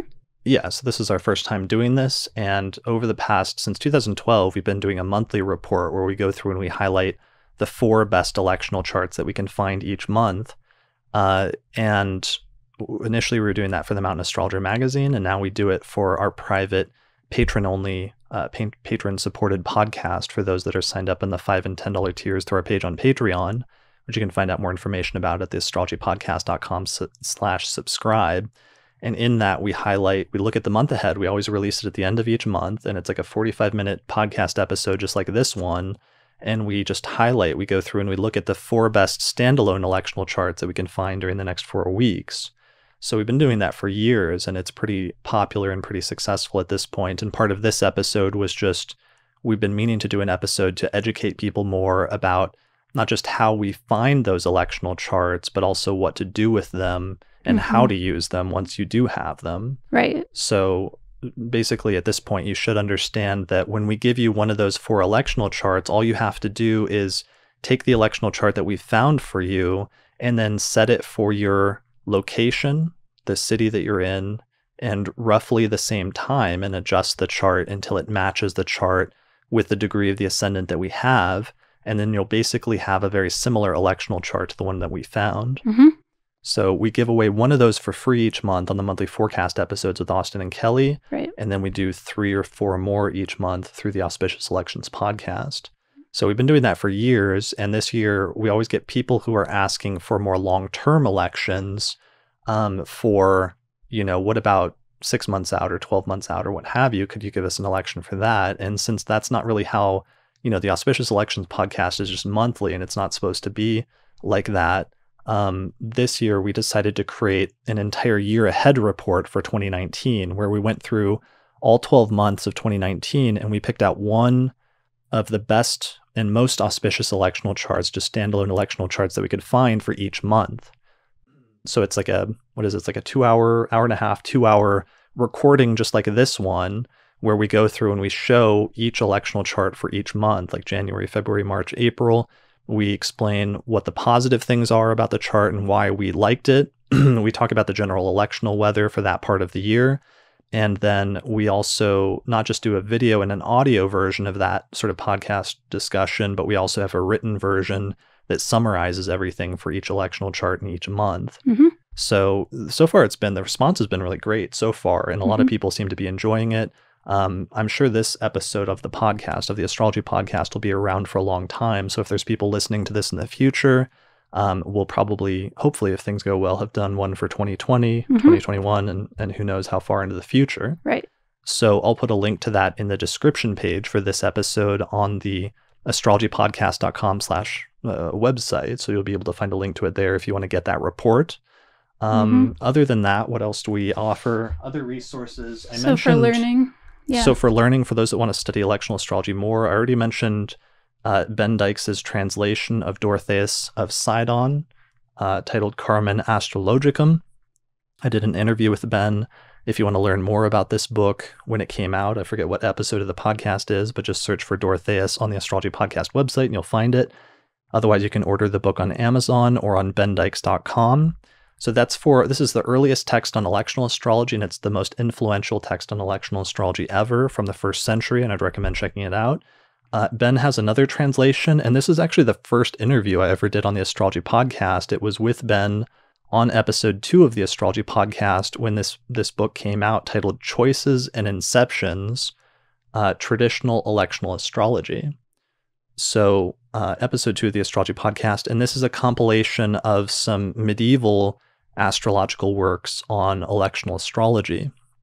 So this is the other book I would recommend besides Dorotheus if you want to get into electional astrology. One of the things that you'll see when you read this book is a lot of the rules are actually derived from Dorotheus and are kind of like adaptations of Dorotheus's rules. So some of them become a little bit redundant if you've already read Dorotheus, but you can also see some interesting ways that the practice of electional astrology grew and developed by the medieval tradition as well. So other than that, in terms of other resources, I have a lecture on my website on chrisbrennanastrologer.com that's like a 75-minute intro to electional astrology. It's more technique and practically oriented, and then we actually took a lot of the slides from that lecture and integrated into this one, so it's a little bit redundant at this point. But if people want like a concise, practical 75-minute lecture on tips and techniques for electional astrology, you can get that from my website at chrisbrennanastrologer.com, where I also teach a full online course on electional astrology that has many hours of lectures, and it also has an entire sort of back catalog of episodes of the Auspicious Elections podcast that shows us going through different months and applying these principles and then picking out different electional charts. So it doesn't just do the instructional thing, but it also shows a bunch of our electional charts from the past that are just available to students of that course. So you can find out more information about that course, which is called just the Electional Astrology course, at theastrologyschool.com. And you've got a lecture on electional astrology, right? Yeah, I have an electional lecture from this past UAC 2018, that hopefully I'll get up on my website soon. And similarly to what you just said, it does overlap some of what we've talked about today, but has many more slides and kind of is like, a quick all the way through of like step by step, everything you do. Right. Yeah. Cool. So people can find out more information about that at leisaschaim.com. Yes. Awesome. All right. And then, of course, just the monthly auspicious election. If you don't want to, put all the time that we're constantly putting into it to finding all of these and applying these rules, then you can take advantage of our Auspicious Elections podcast each month by becoming a patron through our page on patreon.com. And then you'll get the 4 electional charts that we outline each month. All right. That's it. I think we did it. Yeah. All right. We finally did our intro to electional astrology episode.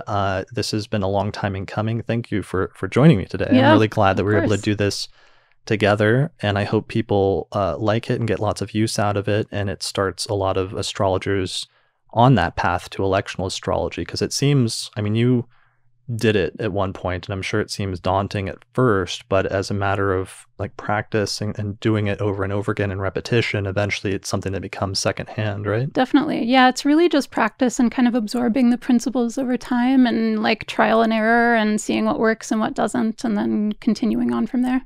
Right. Yeah. Definitely. And all right. Well, thanks a lot for doing this with me. High five for making it through. High five. All right. Thanks everybody for listening to this episode of the Astrology Podcast. I appreciate it. Thanks to all the patrons who support the podcast each month. Without you, we wouldn't be able to do this. So you really make this all possible. And yeah, I hope everyone gets some good elections in over the coming year and has much success. And hopefully some of the people that listen to this episode will also go on to do some major historical elections, like founding cities and picking coronation charts and maybe electing good times to brush their teeth or something like that. Sure. Right. Yeah. But let us know in the future if you have any good examples of electional charts and other things like that. And I think that's it. Yeah. So thanks so much for listening. We'd love to see electional charts that you do or questions that you have. Send them in. And otherwise, yeah, good luck in your electional journey. All right. Thanks, everyone, for listening to this episode of the Astrology Podcast. And we will see you again next time.